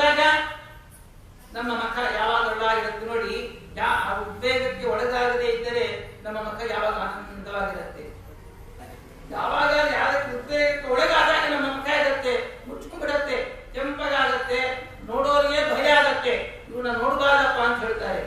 ಆ ಕಮಲದಂತೆ ನಮ್ಮ ಮತ ಎರಳಿರುತ್ತೆ. ಅದಕ್ಕೆ ನಮ್ಮ ರಾಘವೇಂದ್ರ ಸ್ವಾಮಿ ಯಾವಾಗ ಅರಳೇ ಇರುತ್ತೆ ಮತ. ಯಾಕೆ ಅಂದ್ರೆ ಯಾವಾಗೂ ಭಗವಂತನ ಧ್ಯಾನ ಮಾಡ್ತಾ ಇದ್ದಾರೆ. ಮೂಕೋಪಿ ಯತ್ ಪ್ರಸಾದೇನ ಮುಕುಂದ ಶಯನಾಯತೆ ರಾಜರಾಜಾಯತೆ ರಿಕ್ತೋ ರಾಘವೇಂದ್ರಂ ತಮಾಶ್ರಯೇ. ನಮ್ಮ ರಾಯರು ನೋಡಿದಾಗ, ಜ್ಞಾನಿಗಳ ದರ್ಶನ ಮಾಡಿದಾಗ ಅವ್ರ ಮತ ಅರಳಿದೆ ಅಂತ ಅರ್ಥ. ಆ ಅರಳುವುದಕ್ಕೆ ಕಾರಣ ಅಂದ್ರೆ ನಮ್ಮ ಭಗವಂತನ ಪಾದಾರವಿಂದಗಳ ಸ್ಮರಣೆ. ಹೀಗೆ ಹೇಳಿ ಎಲ್ಲವನ್ನು ಹೇಳ್ತಾ ಇದ್ದಾರೆ. ಮತ್ತು ನರಕಗಳ ಬಗ್ಗೆ ಹೇಳ್ತಾ ಇದ್ದಾರೆ. ಪಾಪ ನರಕ ಬರುತ್ತೆ ಅಂತ ಯೋಚನೆ ಮಾಡಿ ಎಲ್ಲರೂ ಹೇಳಿದಾಗ ಆ ಸ್ವಾಮಿಗೆ ಆ ತಾಯಿ ನಮಸ್ಕಾರ ಮಾಡ್ತಾ ಇದ್ದಾರಂತೆ. ಸ್ವಾಮಿ ವಂದೇ ವಿಷ್ಣು ಕಪಿಲಂ ವೇದ ಗರ್ಭಂ. ಎಷ್ಟು ಆಶ್ಚರ್ಯ, ಇಂಥ ಮಹಾ ವ್ಯಕ್ತಿ ನನ್ನಲ್ಲಿ ಹುಟ್ಟಿದ್ಯಲ್ಲಪ್ಪ, ನೀನು ನಾನೇ ಭಾಗ್ಯಶಾಲಿ ಆಗಿದ್ದೇನೆ ಅಂತ ಹೇಳಿ ಆ ಭಗವಂತ ನಮಸ್ಕಾರ ಮಾಡಿ ತಾನು ದೇಹತ್ಯಾಗವನ್ನು ಮಾಡ್ತಾ ಇದ್ದಾಳೆ. ಯದಿದಂ ಶೃಣೋತಿ ಯೋ ಅಭಿಧತ್ತೆ. ಯಾರಾದ್ರೆ ಈ ಒಂದು ದೇವಭೂತಿ ಕಪಿಲ ಸಂವಾದವನ್ನು ಕೇಳ್ತಾರೋ ಅವರಿಗೆ ಏನಾಗುತ್ತಂದ್ರೆ ಲಿಂಗ ದೇಹ ಭಂಗವಾಗ್ತಾ ಇದೆ, ಮೋಕ್ಷ ಸಿಗ್ತಾ ಇದೆ. ಆದ ಕಾರಣ ಈ ಇಷ್ಟು ಕಪಿಲ ದೇವಭೂತಿ ಸಂವಾದವು ಬಹಳ ಜಟಿಲವಾದ ವಿಚಾರ. ಪೂರ್ವ ಪಕ್ಷ ಸಿದ್ಧಾಂತ ಎಲ್ಲ ಬರುತ್ತೆ ಇದರಲ್ಲಿ. ಅದೆಲ್ಲವನ್ನೂ ಶೂನ್ಯವಾಗಿ ನಾವು ಅಧ್ಯಯನ ಮಾಡಿದಾಗ ಏನಾದ್ರು ಲಿಂಗ ದೇಹ ಭಂಗ ಆಗತ್ತೆ. ಹೇಗಾಗತ್ತೆ ಅಂದ್ರೆ ಅದು ದೊಡ್ಡ ಪ್ರಕ್ರಿಯೆ ನೋಡ್ಕೊಡ್ತಾರೆ. ಆ ಪ್ರಕ್ರಿಯೆ ನಾವು ಮನದಟ್ಟಿದಾಗ ಈ ಲಿಂಗ ದೇಹ ಭಂಗ ಆಗುವ ಮುಂಚೆ ಏನಾಗುತ್ತೆ ಅಂದ್ರೆ ಎಲ್ಲಾ ಆಸೆಗಳಿಂದ ಹೊರಗೆ ಬರ್ತಾ ಬರ್ತೀವಿ ನಾವು. ಒಂದೊಂದೇ ಹೊರಗೆ ಬರ್ತೀವಿ ನಾವು. ಒಂದೊಂದು ಹೆಜ್ಜೆ ಹಾಕಿದಾಗ ನಾವು ಮುಟ್ಟತಕ್ಕಂತ ಗುರಿ ಹತ್ರ ಆಗತ್ತೋ ಇಲ್ಲೋ ಅದರಂತೆ ಒಮ್ಮೊಮ್ಮೆ ಇದನ್ನು ನಾವು ವಿಚಾರ ಮಾಡಿದಾಗ ನಮ್ಮ ಒಂದು ದುಷ್ಟ ಶಕ್ತಿಗಳ ಕೂಡ ನಮ್ಮ ದೇಹದ ಕಳಿಸಿಕೊಂಡು ಹೋಗಿ ಲಿಂಗ ದೇಹ ಭಂಗ ಆಗುತ್ತೆ ಅಂತ ಹೇಳಿ ಆ ಭಾಗವತದಲ್ಲಿ ಉದ್ದೇಶದಲ್ಲಿ ಹೇಳ್ತಾ ಇದ್ದಾರೆ. ಇಷ್ಟು ದಿವಸದ ಈ ಒಂದು ಗಂಟೆ ಕಾಲ ನಮ್ಮ ಗುರುರಾಜರ ಸನ್ನಿಧಾನದಲ್ಲಿ ಪ್ರವಚನ ಮಾಡುವುದಕ್ಕೆ ಅವಕಾಶ ಕೊಟ್ಟಂತಹ ಈ ರಾಘವೇಂದ್ರ ಅಸೋಸಿಯೇಷನ್ ಅವರೆಲ್ಲರಿಗೂ ಕೂಡ ಬಹಳ ಚಿರುಣಿಯಾಗಿದ್ದೇನೆ. ಇಲ್ಲಿ ಹೇಳುವಂತಹ ದೊಡ್ಡ ಭಾಗ್ಯ ಅಂದ್ರೆ ಎಷ್ಟು ಭಗವಂತನ ರೂಪಗಳು ಹೊರಗೆ ಬಂದಿದೆ ನಿಮಗೆ. ಆ ಎಲ್ಲಾ ಭಗವಂತನ ರೂಪ ಹೊರಗೆ ಬಂದಿದ್ದಕ್ಕೆ ನಮ್ಮಲ್ಲಿ ಹಸನ್ಮುಖರಾಗಿದ್ದೇವೆ ನಾವು. ನಮ್ಮ ದುಃಖಗಳು ಪರಿಹಾರ ಆಗಿದೆ. ಅನಂತರದಲ್ಲಿ ಈ ಎಲ್ಲರಿಗೂ ಕೂಡ ಶ್ರೇಯಸ್ಸು ಉಂಟಾಗಲಿ. ನೀವೆಲ್ಲರೂ ಶ್ರವಣ ಮಾಡಿದ್ದೀರಾ. ಭಗವಂತ ನಿಮಗೆ ಯಾವ ಕಾಲದಲ್ಲಿ ಏನು ಕೊಡಬೇಕೋ ಕೊಟ್ಟೇ ಕೊಡ್ತಾನೆ. ನಾವು ಬಯಸಿದ್ದು ಕೊಡಲ್ಲ, ನಮಗೆ ಒಳ್ಳೇದಾಗೋದು ಕೊಟ್ಟೇ ಕೊಡ್ತಾನೆ. ಈ ಒಂದು ಜ್ಞಾನ ಯಜ್ಞವನ್ನು ಶ್ರೀಮದ್ ರಾಘವೇಂದ್ರ ತೀರ್ಥ ಗುರು ಅಂತರ್ಗತ ಭಾರತೀಯ ಮುಖ್ಯ ಪ್ರಾಣಾಂತರ್ಗತ ಆ ಮೂಲ ವೀರರಾಮಚಂದ್ರರಲ್ಲಿ ಸಮರ್ಪಣೆ ಮಾಡ್ತಾ ಇದ್ದೇನೆ. ನಾಹಂಕರ್ತ ಹರಿಹಿ ಕರ್ತ ನಾಹಂಕಾರಯಿತ ಹರಿಹಿ ಕಾರಯಿತ ಈಶನೇ ಮಂಜಮಂಜಲೇ ಸ್ವಾಮಿ. ತೃತೀಯ ಸ್ಕಂದದ ಅನುವಾದವನ್ನು ನಡೆಸಿಕೊಟ್ಟಂತ ಮಧ್ವಶಾಸ್ತ್ರ ಸಂಪನ್ನರಾದ ಶ್ರೀ ವಿಜಯವಿಠಲಾಚಾರ್ಯರಿಗೆ ಶ್ರೀಮಠದ ವತಿಯಿಂದ ಮತ್ತು ಶ್ರೋತೃವೃಂದರ ವತಿಯಿಂದ ಭಕ್ತಿಪೂರ್ವಕ ವಂದನೆಗಳನ್ನು ಅರ್ಪಿಸಿ ಈ ತೃತೀಯ ಸ್ಕಂದದ ಪ್ರಾಯೋಜಕರಾದಂಥ ಸುಶೀಲಾ ಗುರುರಾಜ್ ಅವ್ರು ಯಾರು ಬಂದಿದ್ದಾರ? ಅವ್ರ ಮನೆಯವರು